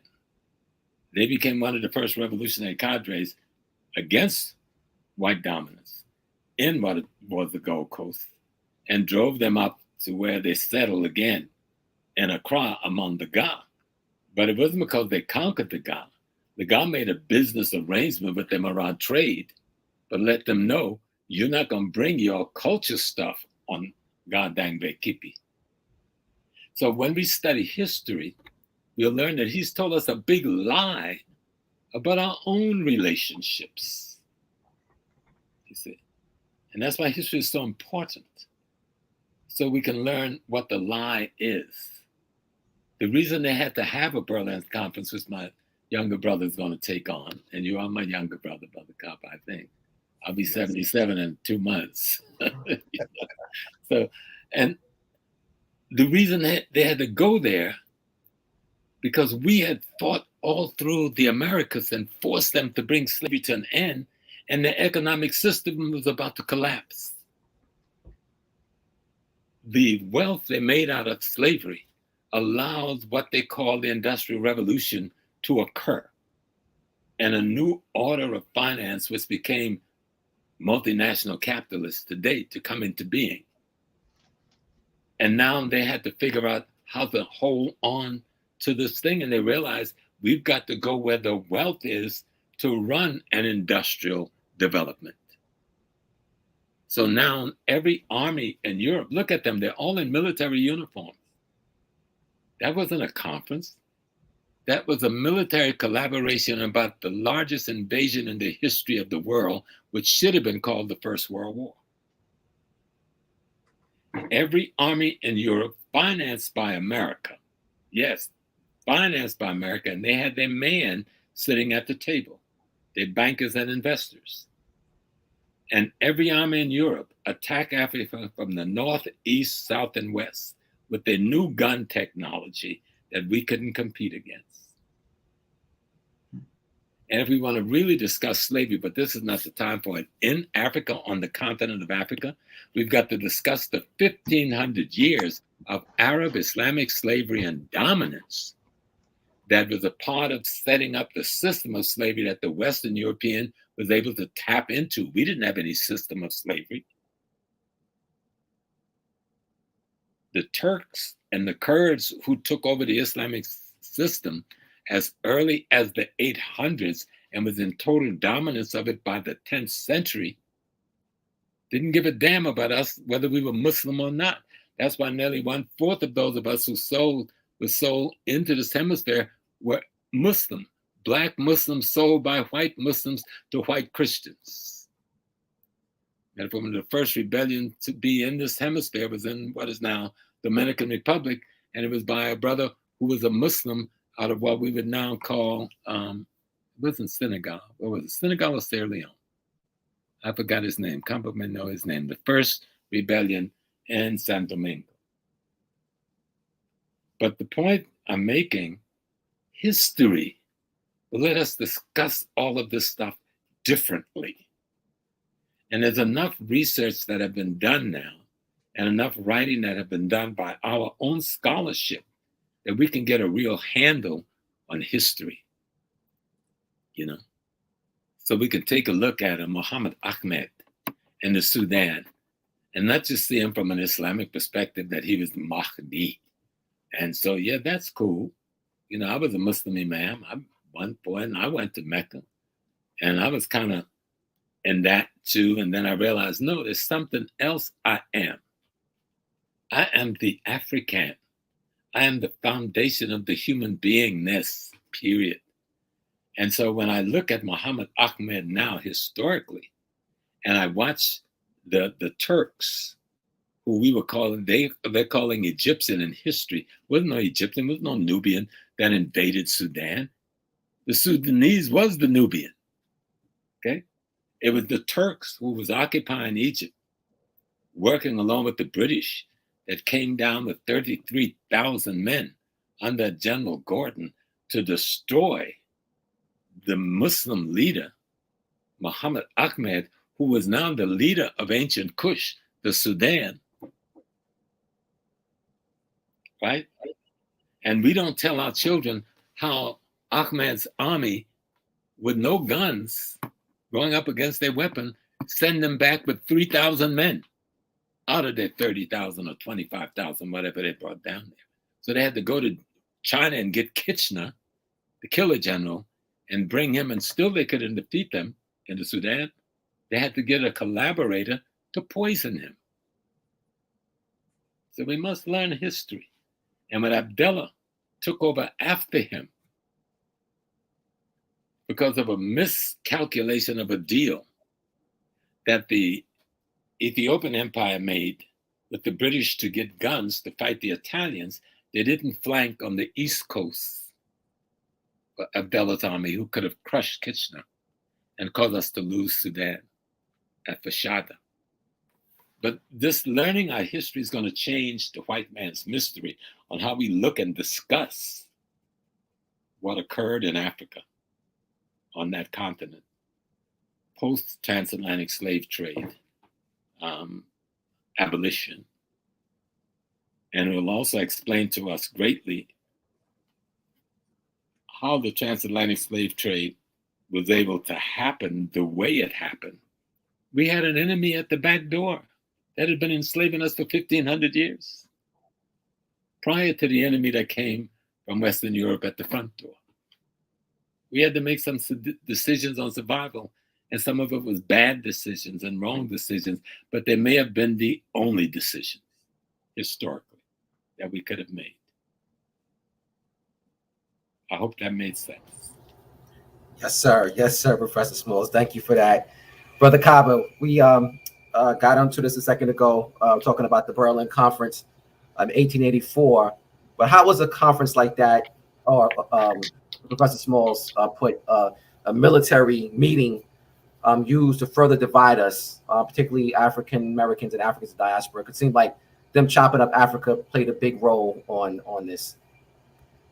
Well, you know, when you look at the Berlin Conference, you can see exactly World War I wasn't far ahead, because there were European powers that were not included, such as Italy, that were not included. And the two areas, I believe, that were not divided up basically was Liberia and Ethiopia. And the reason why they said hands off Liberia was because of the rubber plantations. Right. And the advent of the future world that would bring automobiles and airplanes into the world. And so that concept would have brought World War. See, they talk about the assassination of Archduke Ferdinand. That's not what started World War I. No, it was over Africa, over the resources. That's what it was. The bottom line was Europeans got together like this and carved up Africa. And Britain got their part, France got their part, German, Belgium, they all got their little piece. Before the Berlin Conference, there was the Belgium Conference. So there's things in history that, as Professor Smalls is saying, history. Dr. Clark said history is a clock that people use to tell their political time of day, and that history was a compass that they used to find themselves. It was the compass that you find yourself on human geography. And as someone in social studies, my background in education was social studies, and the 5 areas of social studies that you develop is geography, history, politics, economics, and social. And 5 of the most important questions are answered when you deal with those concepts, because geography tells you where, history tells you when, politics tells you how, governance, economics tells you what, and social answers the question who. When you get those 5 questions answered, it then will give you the purpose or why. So who, what, where, when, why, and all the rest of that are answered in social studies. When you understand the fact that in the development of the conference, the Berlin Conference came about for the same reason the enslavement of Africans happened hundreds of years prior to that, basically post 1492. There is a sequence, a chronology in history that you can put together and understand. For instance, Sierra Leone and Liberia, there is a people known as the Vai people, VAI. When Africa was cut up and Liberia went one way and Sierra Leone went another way, there was one part that maintained an African history, but also English, but Sierra Leone spoke French. But the Vai people were the same family. When you go into East Africa, you have Ethiopia and you have Kenya. When Ethiopia was cut away from Kenya, there was an Omo people that were in southern Kenya, northern Kenya, southern Ethiopia. When they cut that line, the Omo people were split between Kenya and Ethiopia, but same people, same family. It's like if somebody came through your house and part of your family was on the left side, the other part was on your right side. They came through the middle, and all of a sudden a different language, different religion, different concept was part of your family, and you on the other side had another concept. This is who we are as a people. They divided us. The great scholar, the great Senegalese scholar, Dr. Cheikh Anta Diop, tells us that when someone wishes to oppress you, this has nothing to do with culture. This basically has to do with when you want, Russia is doing this to Ukraine right now. Right now, that's what's going on. So it's not a black-white thing, it's a human thing. There are 3 things they will take from you. They'll take your history, they'll take your language, and they'll take your, what he calls a psychological factor. I'd like to take that one step further by again quoting Dr. Leonard Jeffries, who calls them your VIPs, your values, your interests, and your principles.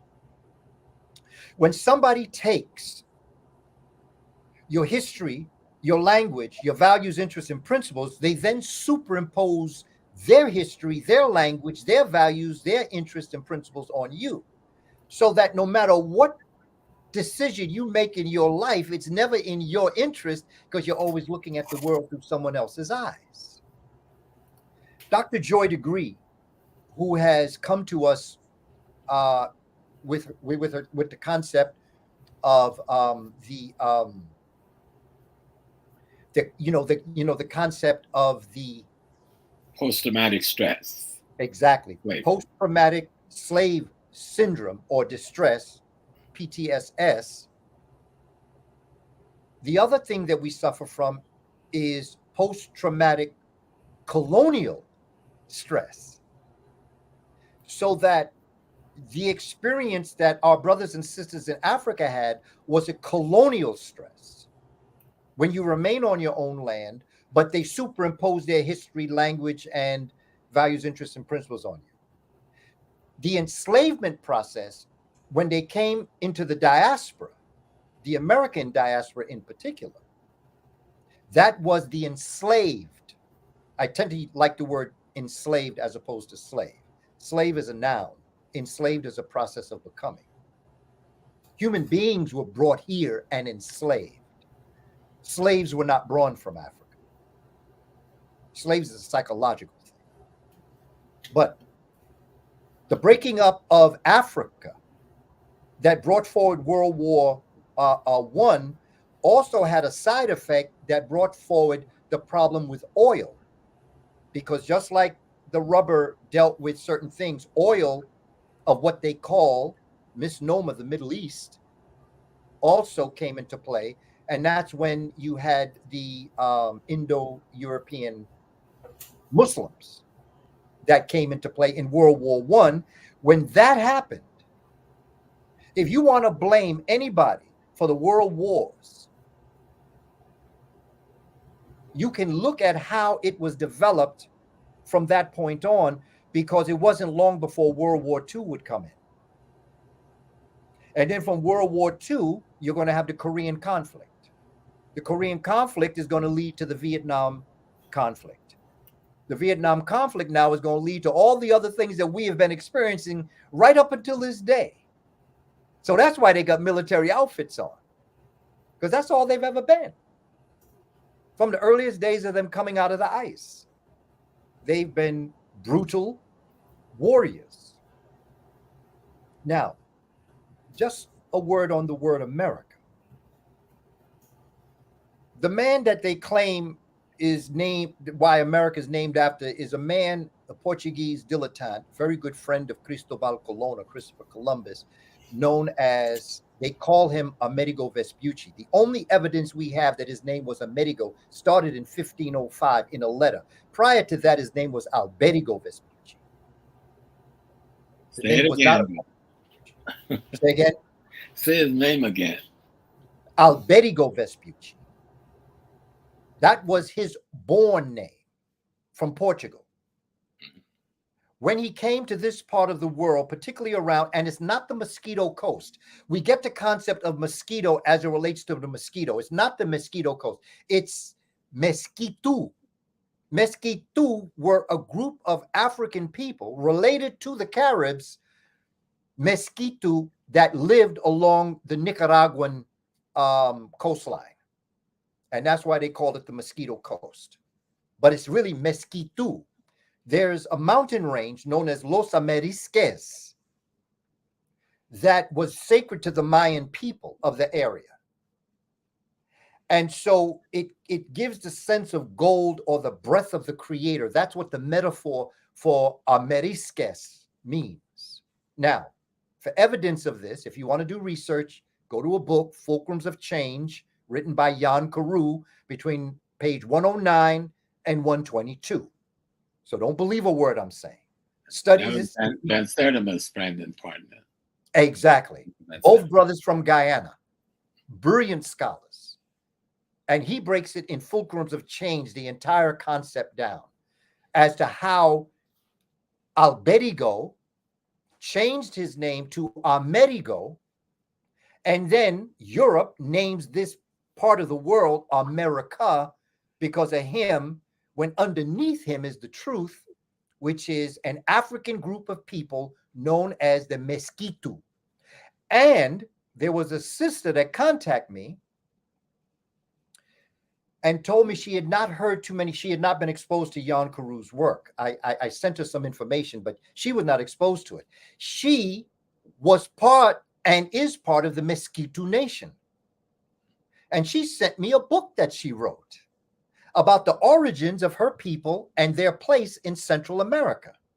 I have an aunt named Ruth that looked just like this sister. And my Aunt Ruth, African American. When someone tells a perfect lie, the truth is unbelievable. Family, we are living someone else's illusion. And it goes back to Wade Nobles. It goes back to what Professor James quoted. Power is the ability to define your reality and have you accept that definition as if it were your own. This is the importance of the second day of Kwanzaa, self-determination. But it goes back to what we're saying. It goes back to what Brother Chase is talking about in his 3-part book, Voice of the Ancestors. You got to know where you're coming from. And I'm just so excited, Brother Chase, that your generation is developing this concept. And you're doing what you're doing, brother. I'm so proud of what you're doing, Brother Chase. And I'm so honored to be a part of your journey as you move through this process. It is a powerful time to be an African. It is a powerful time for us to be who we are.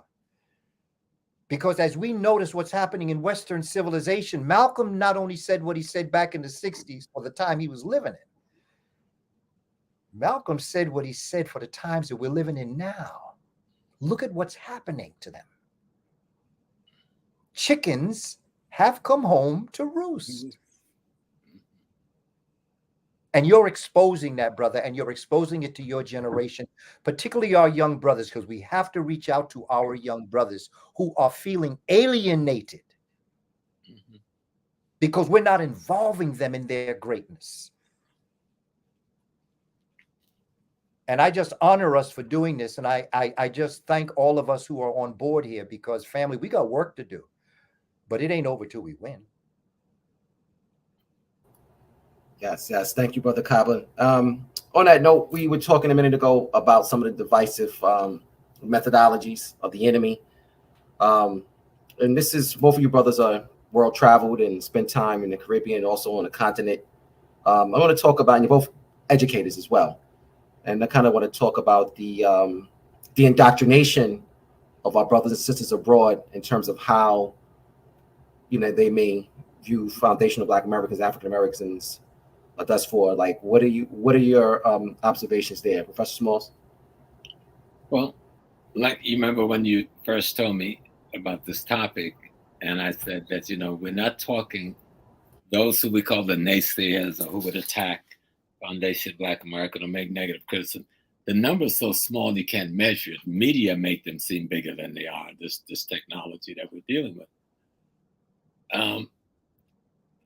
Every day, I'm talking every single day, I get phone calls from all over the Caribbean, all over Africa, all over Europe, praising us for what we're doing. And these are people who they're listening to us and realizing, oh my God, there's a body of knowledge and there's an understanding that I wasn't privy to. I was looking at the world through one set of lens, and somebody just took those off of my face and give me another set of glasses. And I'm saying something differently. Before we came on tonight, my phone rang and I answered the call. And she says, I'm trying to get the number of Professor Small. I said, this is he. I'm doing some work here in the office. And she, went through, oh my God, that she even reached me. But she said, I was watching a video of yours. And she said you had been critical of African selling Africa. And I said, well, hold up. Put a context to that. There must have been a context, an occasion, and a history. But when I got through it with the sister, she turned out to be from Sierra Leone. And she's a part of the Mendi people. And my great-grandma Hope is from Sierra Leone and a part of the Mendi people. So that might even be some family member. But she was just so happy to say, I'm beginning to learn about African American in knowing that I had no idea when I came here, that I had no understanding of. And until I started listening to John Clark and listening to Kaba and listening to Hilliard, she's going through these tapes like, and she says, it is just open up. And I hear this almost every day. Brothers and sisters, brother called me from the Congo last week. Brother called me from South Africa. I get these calls every day because they're becoming awoke to the history of themselves and their people. Thanks to this media, a technology is neutral. You can use it for good or bad. And for those of us who have tried to use it for good and get this information out there, it is transforming people. So I'm going to tell Chase, don't dismay. You're going to get a bunch of naysayers as long as you live. But the ones who are going to say, thank you, Brother Chase. I love you, Brother Chase. I understand what you're doing. I support you. I guarantee you that's going to be the overwhelming majority. You understand? You just stay the integrity you are. That's the key. Yes, because sir. you're the teacher. You are the, we people calling us, man, we ain't no masters. I'm like Kaba. Every day what I learn is how much I don't know. And every day I learn that the more I learn, the greater servant I am to those who are unlearned. Mm-hmm. And if we live like that by those victims, we'll enjoy our lives. We'll be able to fend off anything that comes our way. And we'll be that sun that we call Ra, who's reflected by Aset to the rest of the world. And the things that we have to do to cause change, because we have to, and I know this is hard. Kaba said it so beautifully. That's because he's such a scholar. I'm just a thug from the ghetto that got to be a scholar, you know what I'm saying?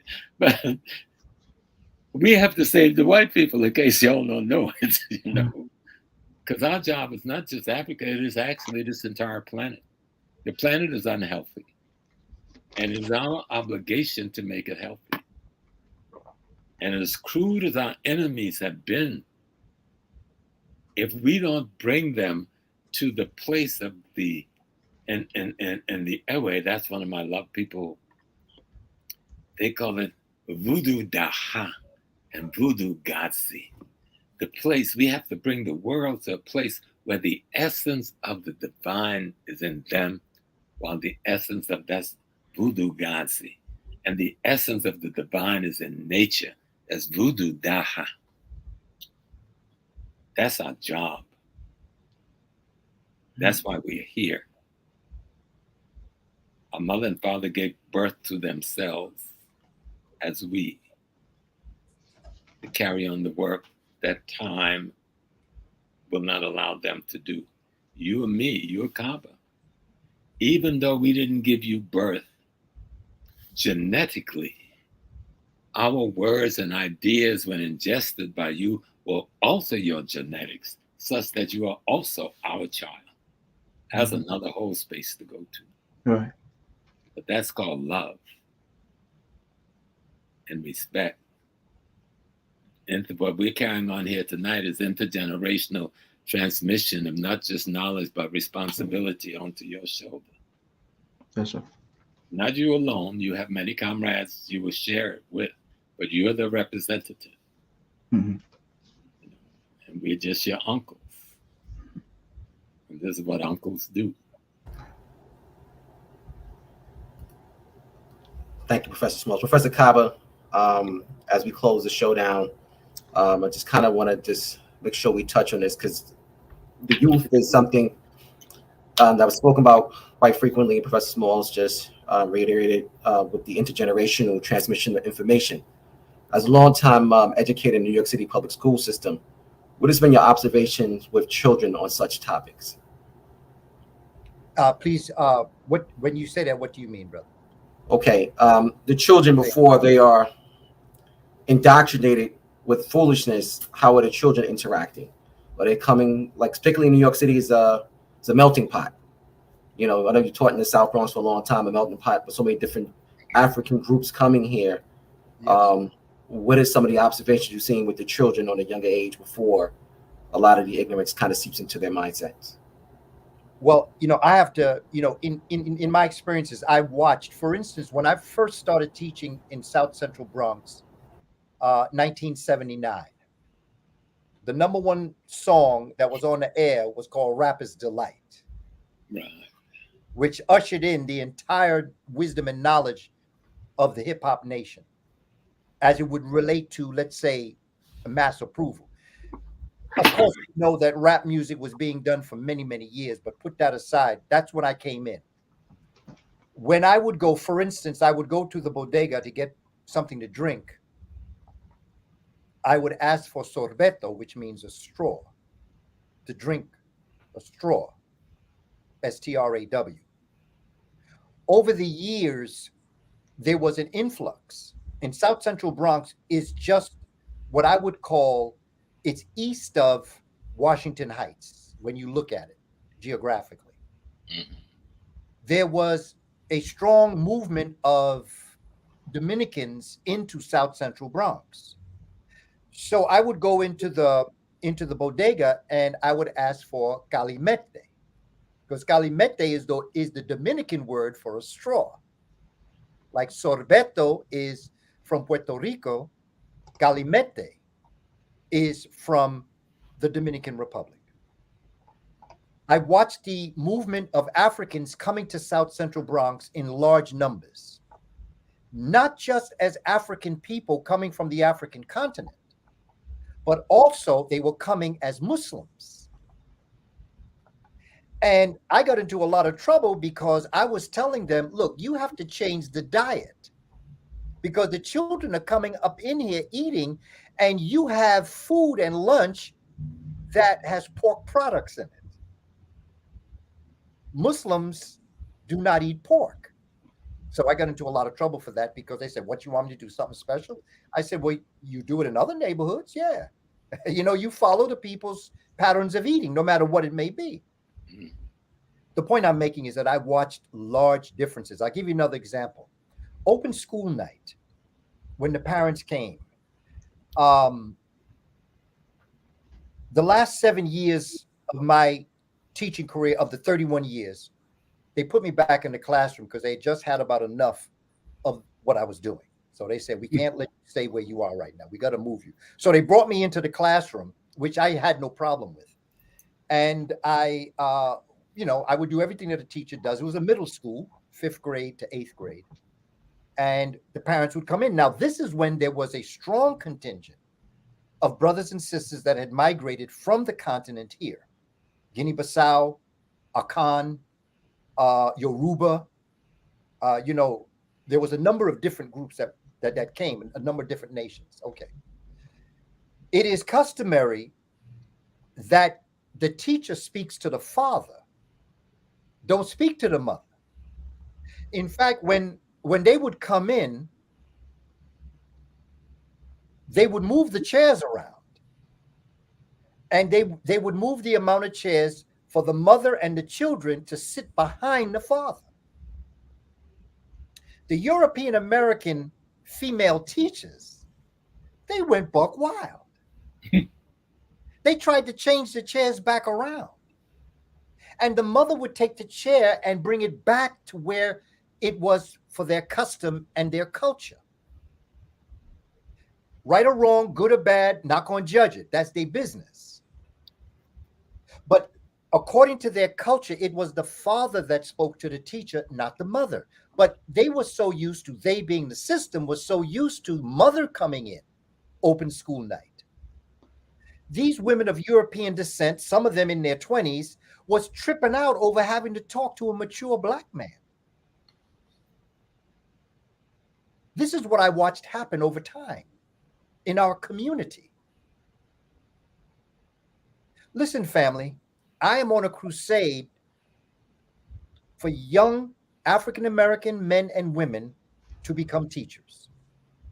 If you really want to have a great career, become a teacher. And brothers, please go into early childhood. I started as an early childhood teacher. I'm a kindergarten teacher, 1st grade teacher. I could write a book on my children that came to me and said, you look like my daddy. I wish you were my daddy. Can I call you daddy? To which my response was, I am your daddy.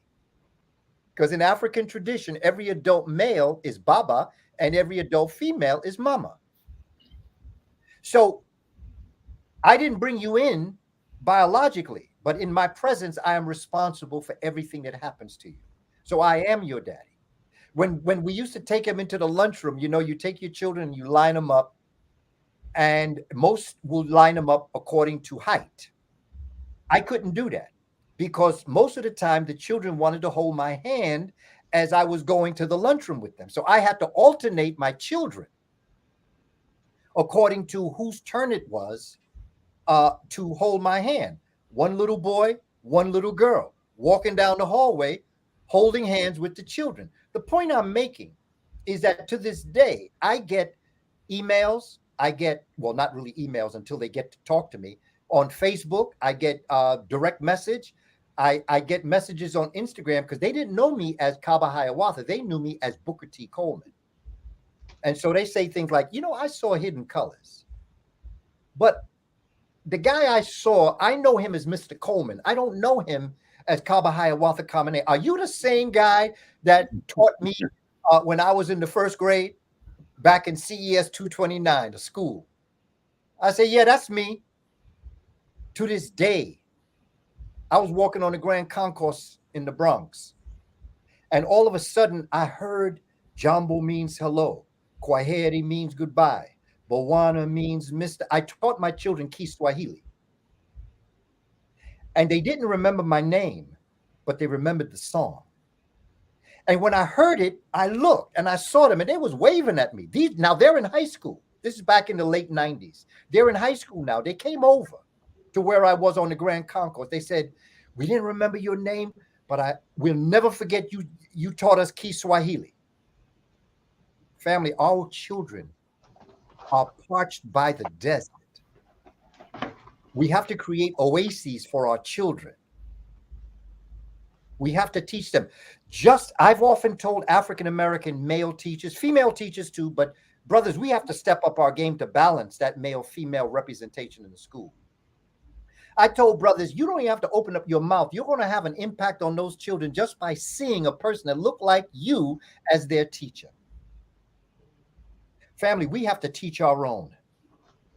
And it's Dr. Francis Cress Welsing to say that we're the only people that are willing to put our most precious entities in someone else's hand and think that they're going to do something. We must teach our children. We have to take over the educational system. We have to be in our schools. We have to teach them culture. I think one of the greatest things that happened was CRT. Because with all this craziness that they talking about, as crazy as they are, because you can't teach CRT. CRT is an advanced law class you teach in law school. You can't teach CRT. But they're hiding behind that. But anyway, we have to teach our own children. And we have to teach them our own culture. So between homeschooling and taking over this system, we can make this happen. And we have got to begin to develop this concept. We have got to do it. And quite frankly, family, if we don't do it, who can we blame? Who can we blame? There's only but so much. We must educate our own children, family, become the teachers. And if you can't become a teacher, then go start an after-school program and go to my webinars and webinars. Go to my website, family, kabakamene.com. I've got my e-course and my study guide, free e-course, free study guide, 44 pages. Let me wrap this up. Dr. John Henry Clark once told me when I was asking him different things about education, he said, you know, Booker T, you may not get to your destination, but if you prepare the proper roadmap, those that come behind you will continue your journey. My study guide is the most precious document I have, and it's free because it's the most precious thing I have. That is my roadmap for the future. It has all the books. It has the themes, African origins in the human family, African origins in America, in Europe, in America. It's all laid out. That's my roadmap to our emancipation and liberation. And it's free. Family, let me tell you something else as an elder. And Brother James can back me up on this. Of the many things that I've learned, the one thing I've learned that to me is most important, and if I could get this into a young person's mind, that would be a jewel. So just hold on to what I'm about to tell you. And even if you can't handle this, what I'm going to tell you, put it in the back of your mind. One day you'll understand what I'm going to say. Time is the most precious thing you have. You can lose all your money and you can make more. Your house can burn down. You can build another. There will never be another July 29, 2022 again. So how you spent your time, you can never get back. Don't waste your time. And procrastination is the thief of time. So what you put off today for tomorrow has stolen your time. Do it today. Solar power is the future wealth of the planet. And it's interesting that everywhere that the sun shines the brightest, the people love that. We love that. Creator put wealth in your backyard. There are young people who have a program where they create solar panels in attaché case. They open up the attaché case, put it in their backyard, solar power come in, they light the house. Family, we've got this. We just got to become conscious that we got this. And we have got to honor and respect those that came before us. I'm not paying back. I'm not doing this for my ancestors. They already did for me what they did. What I'm doing for the children that will be here 100 years from now, that may never have been in my physical presence. I don't pay back, I pay forward. And this is why I honor my brother Chase, because he is the mouthpiece of the future. He will take the baton that Professor Smalls and I are going to give him, and he's going to take it to the next level. Brother Chase, I don't want you to be like me. I want you to be better than me. Yeah, absolutely. Not like me, better than me. And if you're not, then I didn't do what I was supposed to do. Absolutely. Our children are supposed to be better, and the children that you speak to, Brother Chase, should be better than you on down the line. One more thing. If you're wondering about your ancestors, there's a mathematical thing called the exponential expansion equation. I call it the triple E, e to the third power. Exponential expansion equation. When you're thinking about how many ancestors you have that dwell within you, let's look at it from mathematics. You have 2 parents, 4 grandparents, you have 8 great-grandparents on down the line. If a generation is 25 years, and if I took you back 20 generations, that's 500 years. If I took you back to the year 1522, when you think about how many ancestors that dwell within you, you have 1,048,576 human beings that came into existence to bring you into existence. I'm talking math now. This ain't no emotion. When you're thinking about ancestors and you wondering if you're walking this earth alone, it took 1,048,576 human beings to bring you into existence. What a number, isn't it? But I only took you back 500 years. What happens when I take you back 5 million? How many people dwell within you? And you think you're alone? You never walk alone. Patti LaBelle and the Bluebells back in the day had a song say, you never walk alone. You never walk alone, and your ancestors that dwell within just want you to call them, even the ones you don't know their name. You say, I don't know who you are, but I know you're in here. I am because you were, since you were, therefore I am. Don't tell me what to do, just guide me. I'm not asking you for nothing, just guide me. And our ancestors will be there. They'll always be with you. Just call them. They'll be there. Thank you, Professor Kaba. Baba Smalls, we're going to save your comment for last, let you close it out. But Chase, I'd like to know your thoughts on things we can do forward as a race of people in terms of solutions, something that will further us in a more positive light. What are your thoughts on that? I think one of the things we can do better as a people is just show more respect to each other and each other's culture.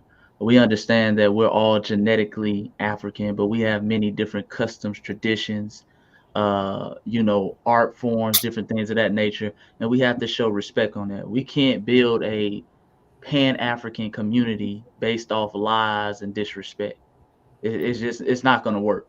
It's not gonna work. That's why we say the term all skin folk ain't kinfolks.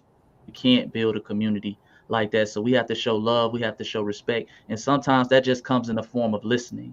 I find that oftentimes a lot of brothers and sisters who I talk to who come here from Senegal, come here from Jamaica and Trinidad, they're always telling me to learn about their culture, their traditions, their customs.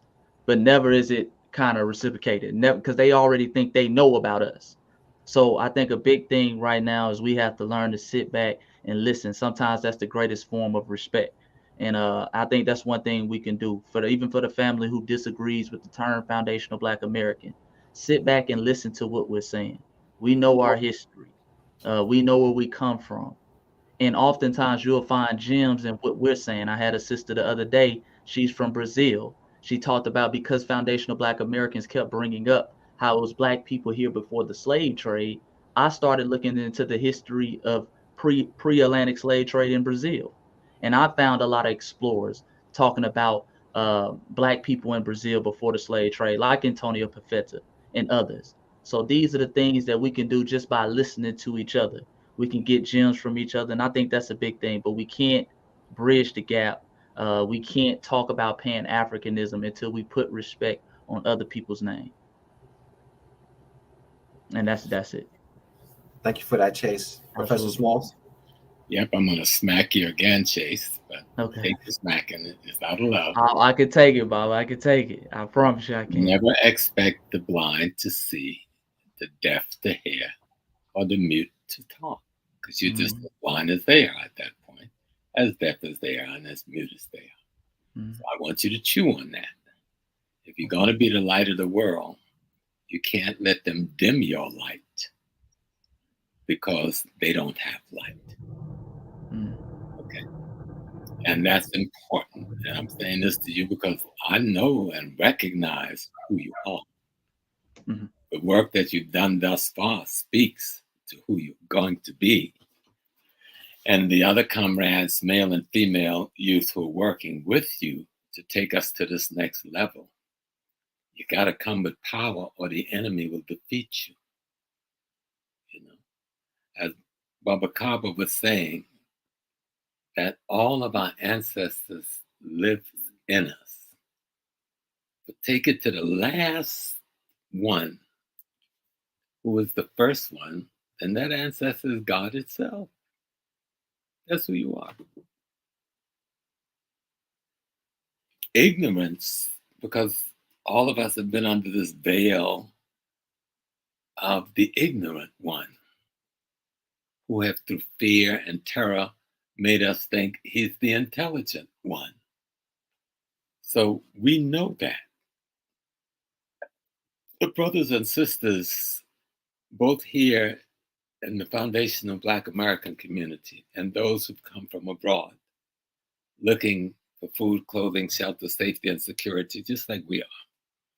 We don't own America. We own the planet, but so does everybody on the planet.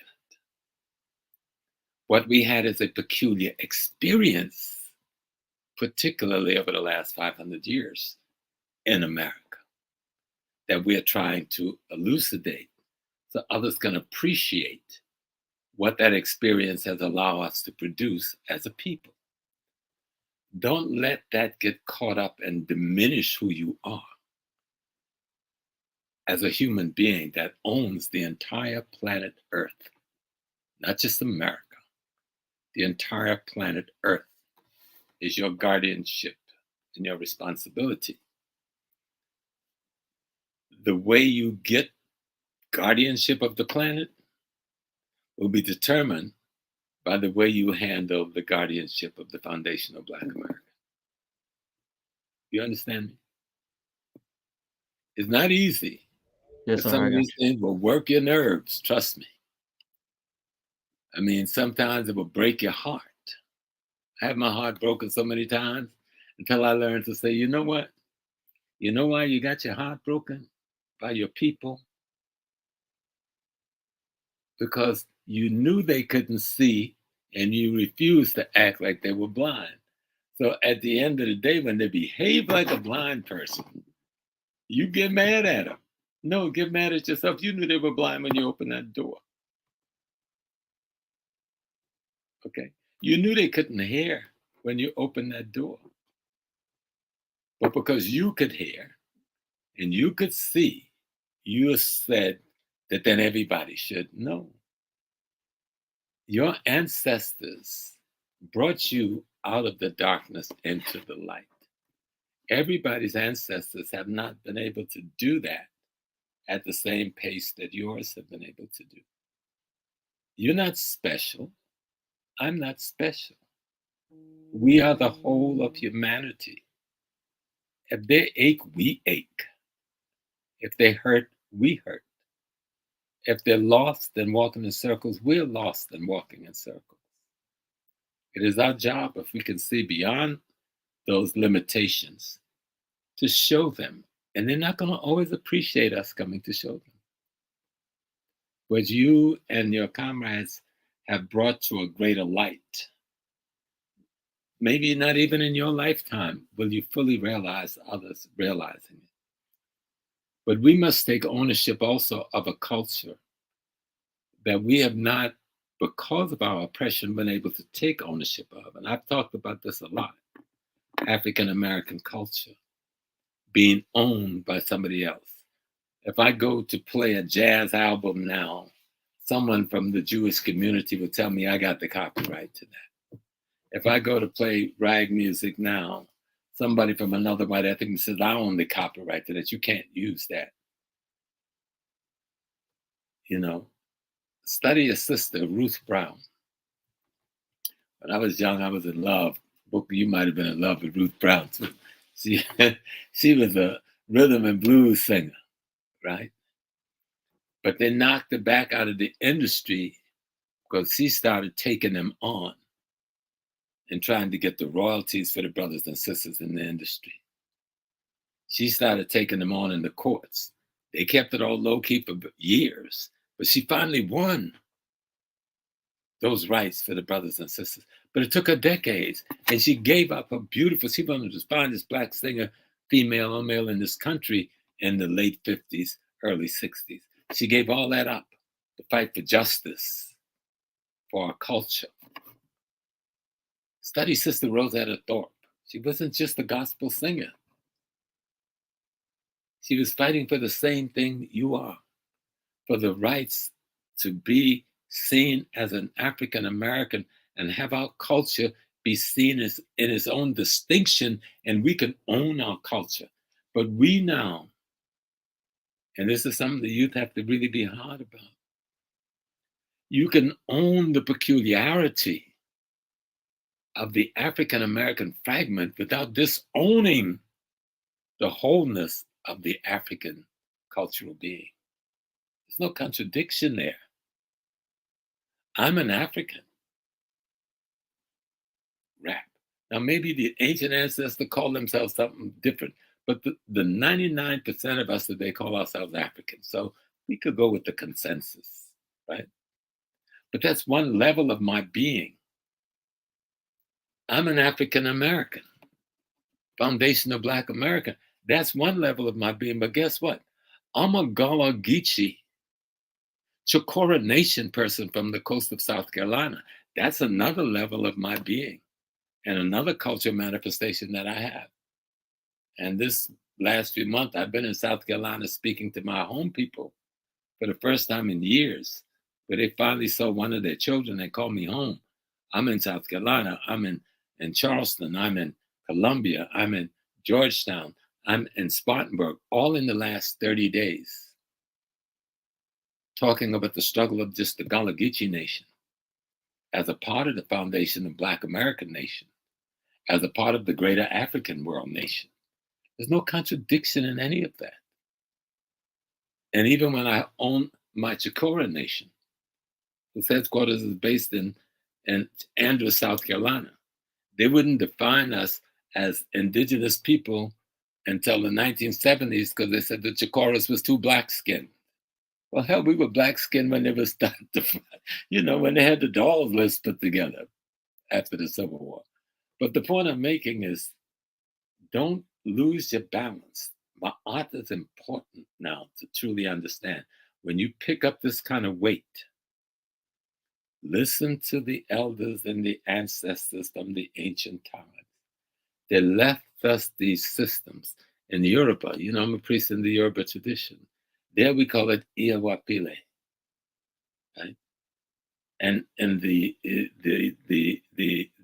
Igbo, they call it Omanele. Means the same thing as Ma'at.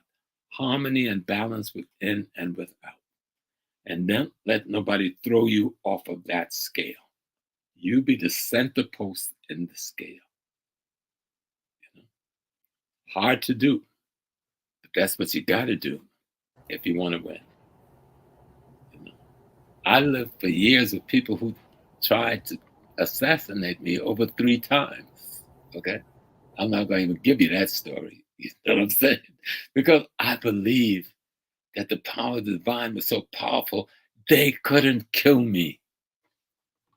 And I didn't run. I kept working on the project I agreed with Malcolm I would work on. And the project is simple. Tell the people the truth.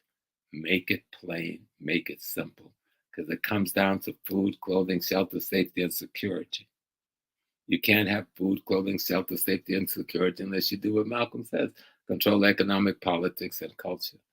But you can't really do that fully unless you get control of land, labor, and resources. So that even the term black, buy black is not a misnomer. It makes sense. All right? I got nothing against my Arab brother. If you're going to live in my neighborhood and invest in my neighborhood, I'll shop at your store every day. But if you're not living in my neighborhood, whether you're Asian, African, foundational Black American, if you're not going to live in my neighborhood, then you can't do business in my neighborhood. You must invest in that neighborhood. You must hire the young people from that neighborhood. You must make sure that that neighborhood and you are the same people. And Brother Kaba was saying something that's the most important thing. That's not their education system. That's our tax money. I'm not about to give up billions of dollars worth of my tax money and say it belongs to them. That's my education system. Let's take it back. It would take us 200 years to build a system to accommodate our people. We got it in place. Let's become the teachers, especially the brothers. Let's not be afraid to go in and take over the socialization process of our children. And you'll make a good living at it too. And you'll be in your neighborhood, with your people every day, all day. And you'll see the fruits of your labor bloom into men and women. But right now, the white woman is dominating the ranks of the mind formation of Black children. And these people hate those Black children out of ignorance for most of them and out of their own lack of empathy as human beings. And so they're injuring. If you want to find out what's behind gun violence, poor education, violent education, miseducation. You take control of the education system, you end gun violence like this, because guns don't kill nobody. I've had guns all of my life. I ain't never seen one of them go off and shoot anybody. Okay? The mind pulls the trigger. The socialization process and the educational system creates the minds that either not pull the trigger or pull the trigger. It's up to you to determine what type of mind you create. And if you can't get control of the educational system, you can't determine the employment possibility of the human being that will become an adult. And an unemployed, male, Black or otherwise, will find some way to get revenue to take care of themselves, and that's called crime. And you will be the victim of it. So the most important socializing process in our community is the education system. And one of the greatest asset that's missing from it is the black male. Thank you, Brother Smalls. Thank you, Baba Kamene. Brother Chase, thank you, brothers, for this great panel. It's been far beyond my imagination. Like we started off in the program, we started to say that this is a discussion that is meant to heal. It's not a black on black or black versus black concept or debate in any way, shape, or form. We're trying to find ways that we can strengthen the bonds of black people globally. And that's what the HAPI movement stands for. That is the mission of HAPI, strengthen relationships to our community. HAPI also, we said this earlier, it's synonymous with abundance. And I know I'm saying this again because I know there was some problems with the audio. But when you look at the abundance, that abundance comes through the unity. We talked earlier about the unification of the HAPI and the timing of the Lotus and Papyrus plant in terms of its representation of just unity and the seat of power upon which the ruler sat. That's so important for us to understand. And in making the film, which is the foundation for those that are not familiar with the program, HAPI Talks, the HAPI film is the foundation for this. This HAPI Talks originally started to promote the film, but the film itself, really the foundation of it, dealt with the relationship between the kingdoms of the Nile. Because all too often, and I'm sorry for being repetitive, but all too often, each politics kind of show us this in terms of the South and the North.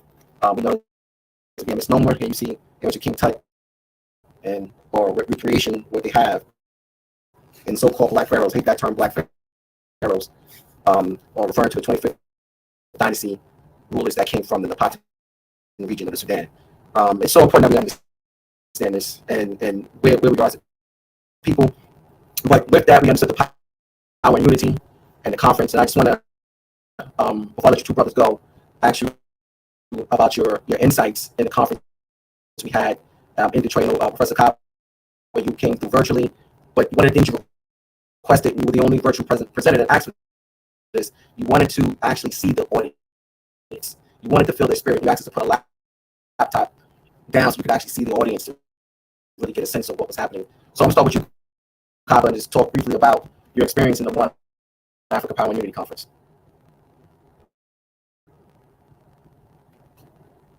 My contribution basically was looking at emotional intelligence. It's a thread that is run through tonight's conversation. The concept of emotional intelligence. You have two intelligences. You have academic intelligence, you have emotional intelligence. Academic intelligences are things that you build and learn as you go through life. Emotional intelligence is the base from whence you are able to develop your academic intelligence. Having taught these concepts in the classroom, I've come to realize that before you can teach an academic intelligence, you have to teach the emotional intelligence. Intrapersonal, which is self-reflective, interpersonal, which is social. And I used a diagram. Square, and in the middle had quadrants, 4 quadrants. You have self-knowledge that leads to self-management, or what we call discipline. From discipline, you then have social knowledge, which is knowing others, and social management, which is called leadership. If you're ever wondering where you are in these concepts, you can always go to this chart scientifically and figure it out. If you're having a problem knowing other people, then you got to go back to self-discipline or self-management. If you're having a problem, let's say, leading people, you got to go, do you know them, which is social knowledge.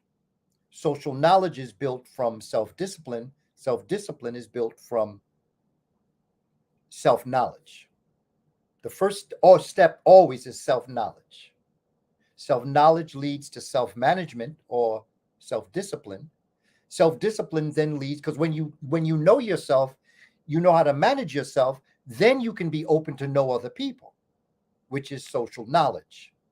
When you know other people, you then can manage other people, which is called leadership. And as you mature, as far as I'm concerned, every elder is a leader and a teacher, no matter how you look at it. You could go the opposite way and not be one at all, because every elder ain't an elder. You just got old. Eldership is earned. It's a position in the society.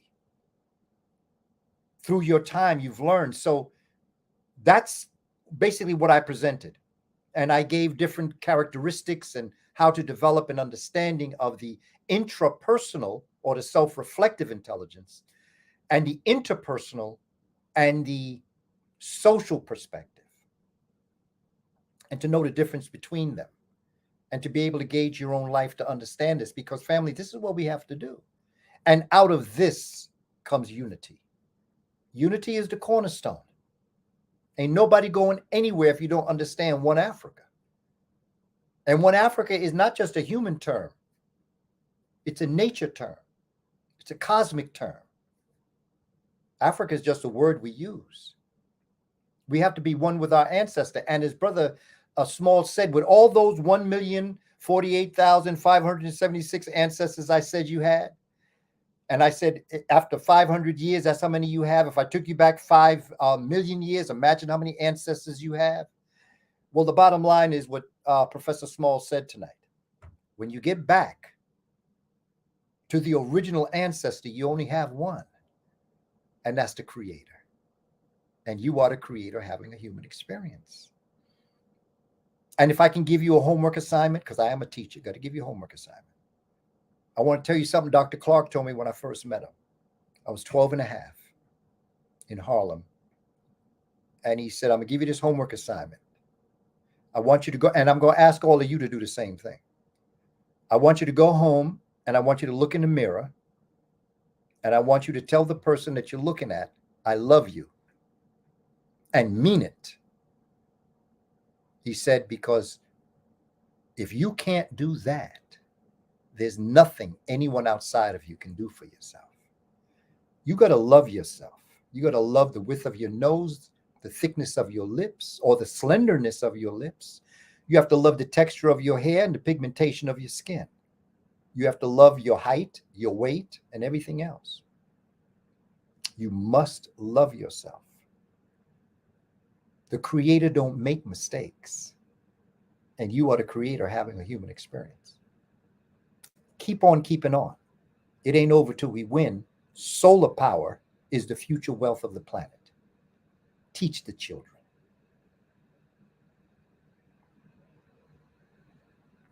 Solar power, the future of the planet, teach the children. Thank you for that. So the conference, again, the One Africa conference is on sale. It's $20. It's 12 hours of some of the most dynamic presentations by some of the brightest minds. Professor Smalls was actually there with us, and we'll close it out with his thoughts on the conference and why we should all have a copy of it. Well, I think you said it, and certainly Barbara Coleman has said it, and Chase has said it. This is a body of knowledge, and I've seen many people in the chat have said it, how they're transformed by this body of information that we've shared tonight in this short time. Think of the hours of this type of information that is in the tape of that conference. How many hours is the conference, my brother? 12 hours. 12 hours. An extraordinary body of knowledge is being shared with the world. And tonight we've tried to demonstrate with you the approach of that sharing, with the love for our junior brother, with the protection and respect, and even a little smack every now and then, to let him know that we have handed him already the mantle, and his other brothers and sisters, comrade, to take us into the next level of development. And Bubba Coleman, I've been doing that for years, you know, grandparents, great-parents, great-great-parents. But you put a number to it, which I'd never put to it, which is to me to see how extraordinary it really is. But the truth is, they live in every cell and every molecule in our body. Every memory they have ever had, every experience those millions had is a part of us. What we call education is the development of our skills and consciousness that allow us to have the tools to tap into their memory that's already stored in us. This thing is deep. And so this conference, even our sister from Cameroon, Sister Susan Tata, who couldn't make it for some reason, but she came over the airways, powerful, with the Cameroonian wisdom and with her years of working with the Pan African Daily TV platform in Europe. Dr. Leonard Jeffries, who does what Dr. Jeffries do as our chief elder, pulling it all together with Sister Rosalind Jeffries, which is one of the most spiritual being I know walking the planet Earth, who's able to take spirituality and make it conversationally your reality. So buy this tape. It's a school for you and your children and family and friends to study for years to come. And I think you will understand what transformation is about. Because this is about transformation. It's like watching, I'm wearing a bunch of necklaces. I'm always wearing necklaces. But this is Ogun. But most people tell this symbolizes a function, an orisha, but a law of nature, a function in nature that the Yoruba people call Ogun. But it simply means transformation of the human spirit as a result of a process of change that begun with character development and self-discipline and reciprocity on the part of a Shango as a symbol of the leadership. And when that leadership deals with the reciprocity and remove from his character envy, jealousy, false desire, anger, violence, and hatred, it must go through the change form called Oya, who then must marry the Ogun, which represents the transformation of the human spirit. And you say, oh, but that's the god of iron, the god of war. Well, in order to get iron, what do you have to do? You have to take a rock that's full of all kinds of impurity, put it in fire, heat it up, so you burn out the impurity and you come up with something called steel that you can use as a tool for all kinds of development in the physical world. Or if you do that same thing with the quality and attributes of the human character, then you develop spiritual steel for the spiritual, cultural, and social world through transformation of the human personality. And this body of knowledge will certainly stimulate the growth and transformation of your personality and your character. Thank you, Professor Smalls. Thank you for this illustrious panel. Family, please show them some love. We had great presenters here today, and they really touched on a topic that is near and dear to our heart, who we are as Black people. Also want to thank everyone for their generous love offerings, either on the Super Chats or the Cash Apps. With that, we also have a few others. Definitely want to give people acknowledgement for showing their love and support. So super important. With that, we have our next HAPI Talks. It'll be Thursday, August 4th, where we'll have a Dr. Baba Obadachaka, who's coming to HAPI Talks, his first time here on the program. Looking forward to that experience.